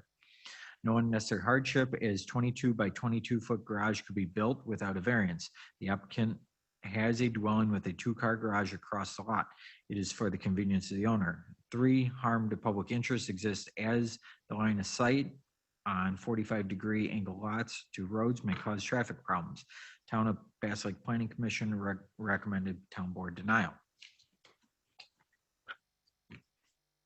18 opinion letters were sent out, 3 returned, 2 no objection, 1 with objection. I have objections to this. The variance would change the beauty of the Northwoods. The Northwoods would no longer be woods. It would be into a residential blocks, a residential neighborhood. It would ruin my view, and it's cut off as it was emailed. Yeah. It would ruin my view and clean air from the Coudray Lake. So I object to this variance 20 sign.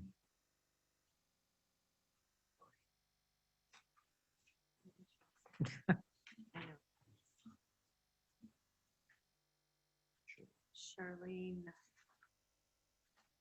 something trust. I don't have the last name. Charlene something. And I can't read her handwriting either. Yeah, it's I can't find the trust I also need it. on the map here. Well, there's one. Grushman Trust, that'd be in front of this structure. I have one common concern that affects all properties in Sawyer County: control of oak wilt, the restricted cutting period, pruning damage of any oak species from early April through late July is recommended by Wisconsin DNR for commercial forest harvest on Sawyer County forest lands. Can that restriction be part of this variance? This is Edmund C. Packey Family Trust.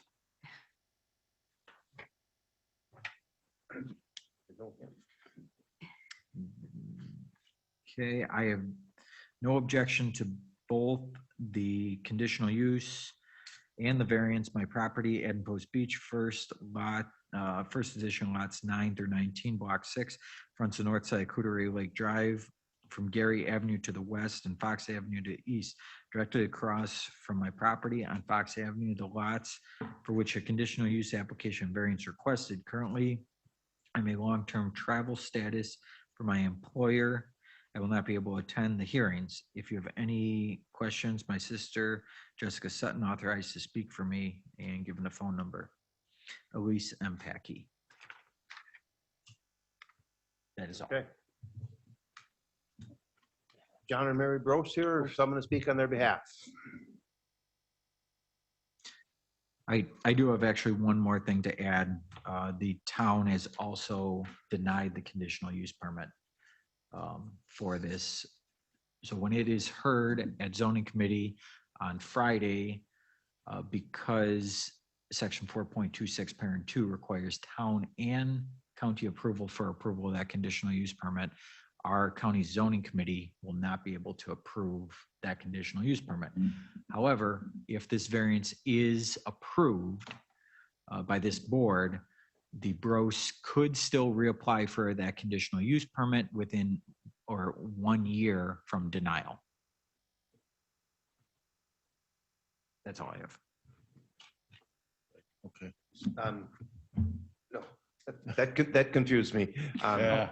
I understand that it needs a conditional use permit, so if it would be approved here tonight, it would be subject to the future approval of the conditional use permit. Correct, but as it stands right now, because the town denied that conditional use permit yesterday, Okay, does that mean the county then has to deny it? they have to deny it because it requires town and county approval by 4.26 parent 2. It's not parent 2, it's Yes, it's in 4.26. That's not what they told us last night, and we specifically asked them that. Right, they said that if it were approved, then if the second approval would.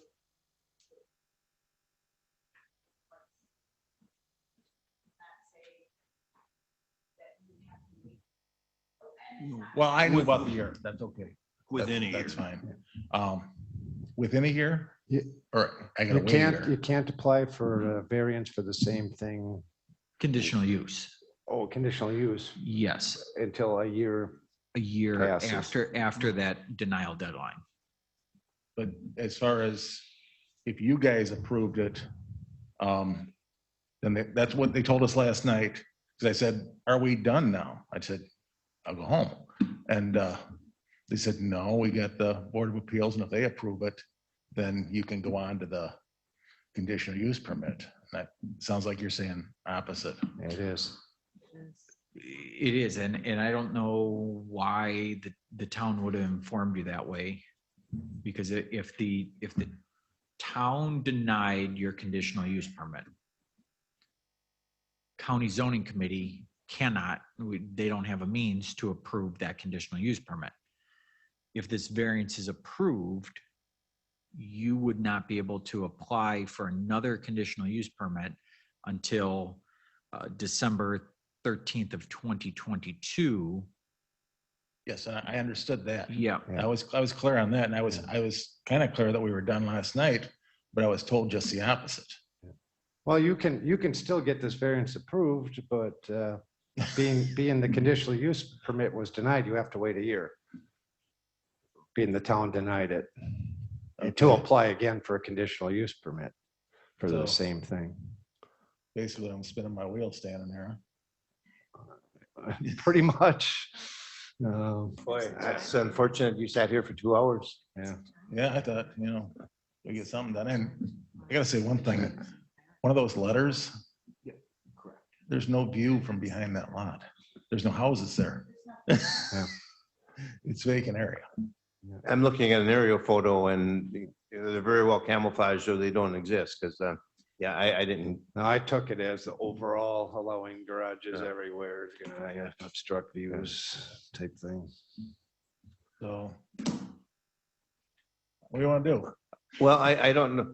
I think it's kind of a moot point for you to proceed with testimony now and us to hear it, because we can't proceed without a conditional use permit, and you can't get that for another year. No, we can proceed. But to what would it avail? Either way, it just settles it, but there's a reason that accessory structures across the town road are a conditional use permit. You can't pass the 3-step tests. That's why it's a conditional use permit. I mean, what's the hardship? You have a house and a lot and you can't build something on it. So we're allowing you to build it, but I mean, you already have a house and a garage. What's the hardship? It's for the convenience of the owner. You need more room. That's not a reason to approve, but I mean, he could get this variance and he'd have one day. This would be, if we approve this tonight, this would be good for, if we put 1 year, 2 year, we can put time limits on it. If we said 2 years, he could apply again for the same thing on a conditional use permit to the town next year. So they would next year, still so have he'd still have a one year year for a to valid run on variance Right. to take out a land use permit, build within 1 year, or 6 months for the extension, and Okay. I mean, you can withdraw it if you want, if you feel it's not gonna go your way or gonna, Okay, it does you no good. Can you withdraw at this point, being we called it, or is it too late? We haven't gone into board discussion. Well, let me ask you this question. Oops, if I withdraw it, can I still go with the conditional use permit on Friday if I go within the rules? Well, I shouldn't say the rules, but I mean the setbacks and stuff like that. Yeah, if you withdraw this, they would have, oops, I gotta talk in. If you withdraw this, Pat can correct me if I'm wrong, you could see if they would hear an amended conditional use permit, but you still don't have the town approval, so I don't know how they can amend it and approve it when the town denied it. correct. So I guess the answer is no. All right, I just thought I'd save myself a year. If this application Time to do it is- would have been at the town meeting. Yeah, I was trying to get it through, and when it didn't go, Then it's too late. and well, and Yeah. then like I say, they told us we had one more shot, and Apparently we didn't. Yeah. Well, the planning committee probably told you that it was. That was the town not- board. Yeah, but at the planning committee meeting, they probably told you the correct, and the town board probably didn't tell you the right.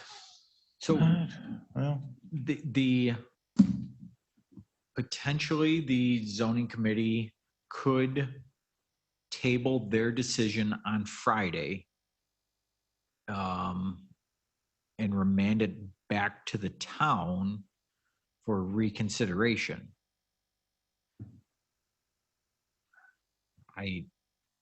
It would be Well- reconsideration. I don't know if that you'd have to go back to the So- bylaws in the town of Bass Yeah, Lake. and I don't know if their bylaws allow that. If they can reconsider a denial. Right. And I don't want to speak for And- the town of Bass but- Lake. No. Yeah, but even if he or even if he pulled it at the zoning committee, that doesn't help him because the town's denial is still there. Or can he rescind it at the county level? I have to look in the bylaws. I don't have the zoning committee. I don't have them either. I have the BoA bylaws, and you can rescind this case as long as we don't make a decision on it. Kathy and Pat provided me with sections 614, withdrawal of an application.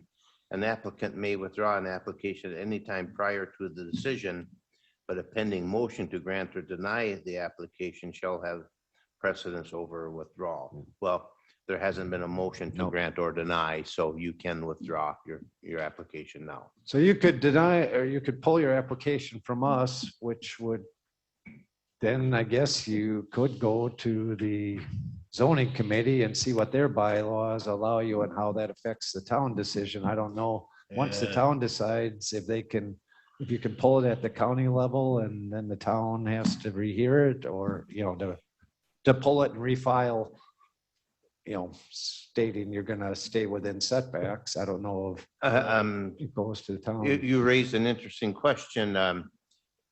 Could you go back and build a structure that complied with the setback requirements? And there was language in, I believe, the town of Bass Lakes, what is their zoning or Yeah, I comprehensive think they did planning? a rough 22 by 22. Yeah, but- 22 by 22. So if I interpreted that correctly, you have an option We to do had that. some different options. Yeah, believe me, Yeah. we did.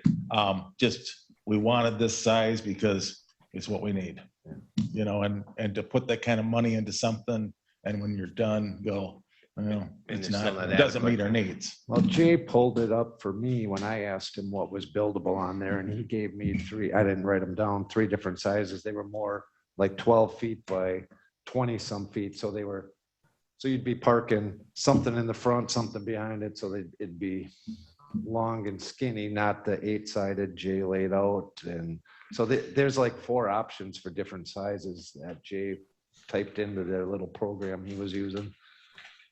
And like that picture, well, it was up there, shows we don't need the setbacks all the way back into where it's at. Did any of you guys go out there and take a look at it by any chance? Yeah. And we had it flagged out.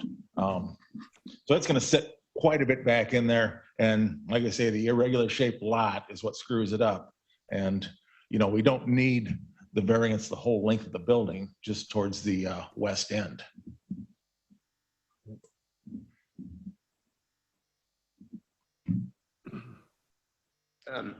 Can I speak? That's Phil. Phil Neese. Oh, sure. This is Phil Neese, and I'm clerk pro tem. It was heard that the reason for the 22 by 22 was because the planning committee isn't that swift. But Jay had looked at that you could get a 36 by 12 without a variance, a 34 by 13.5, and a 32 by 14.75. And the applicant had chosen that it wasn't worth putting the money in the small building, I guess, or whatever. But bringing on Friday, my understanding is that at Friday, because the town did, planning committee and the town did turn it down, the county has no choice. They could ask, I believe, and you'd have to check, but they could ask if he could ask that it be recommended back to the town for further consideration if he would meet the setbacks. But the town was very firm, and the committee was too, that he has to meet the current setbacks. So that's just my comment. So. Okay, thank you. He's the clerk of the planning committee at the town of Bass Lake.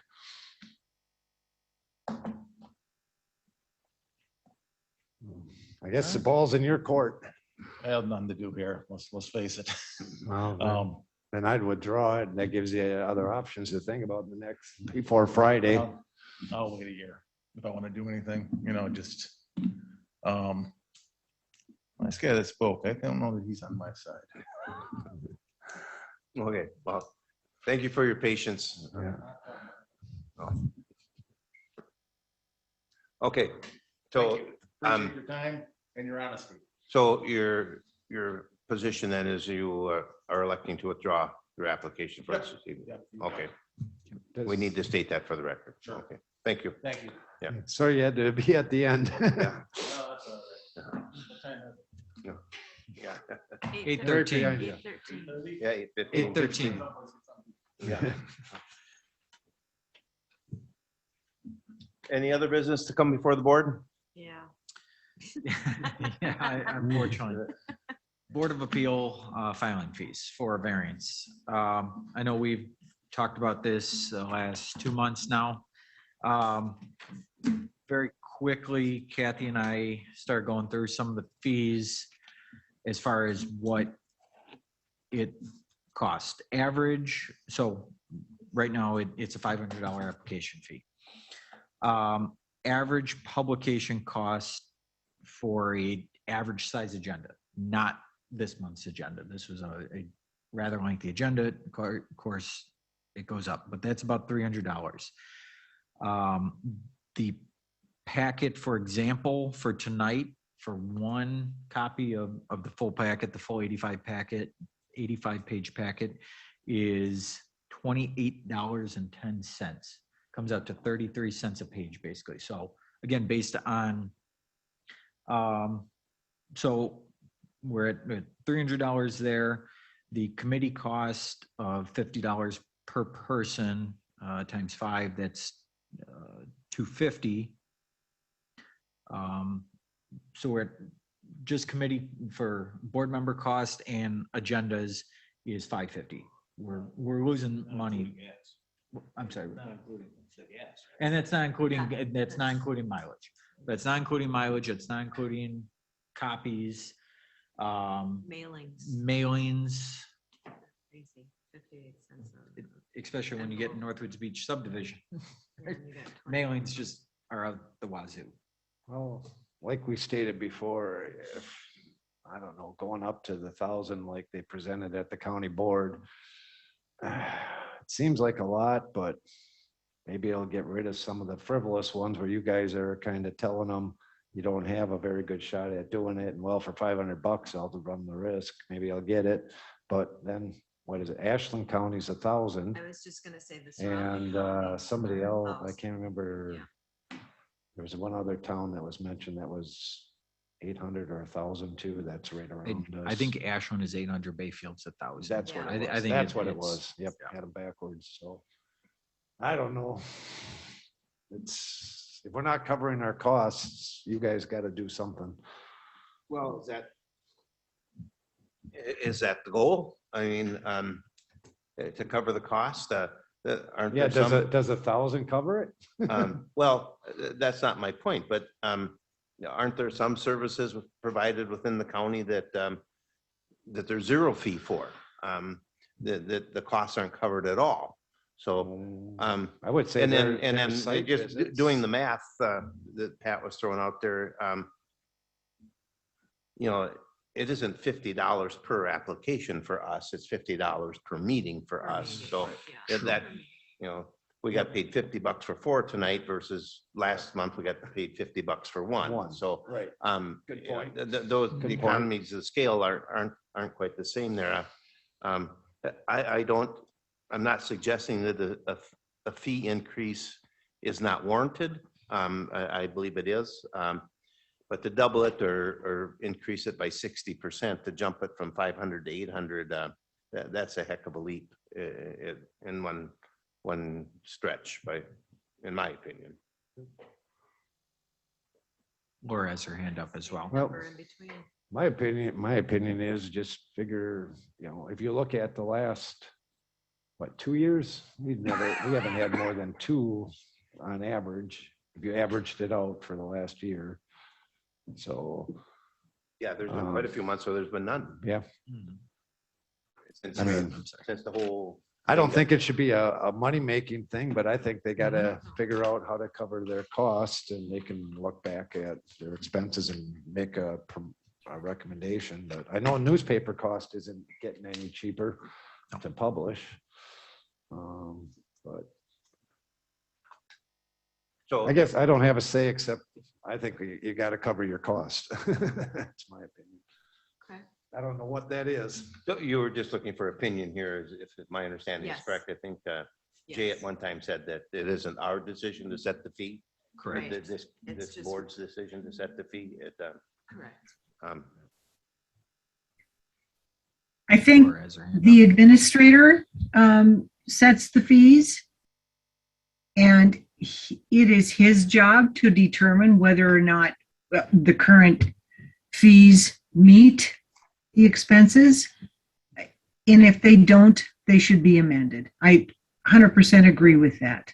And again, I also just want to apologize for this evening. I have That's BevCom. fine. I have BevCom for internet. It goes on and off and on and off. And I'm sorry you guys had to learn that Bill's dinner wasn't done properly. It won't happen Hey, again. it provided some jocularity. Oh, I bet. Laura, if that's the worst thing that happens to you this week, it's gonna be a pretty darn good week. Oh, thanks, Al. Yeah, at least you weren't on screen like the guy on CNN during one of these. Agreed. That's embarrassing. Yours wasn't embarrassing.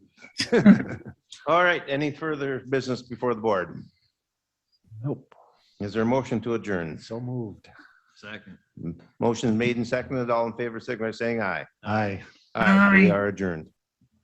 Right. Good night, Laura. Laura. Good night.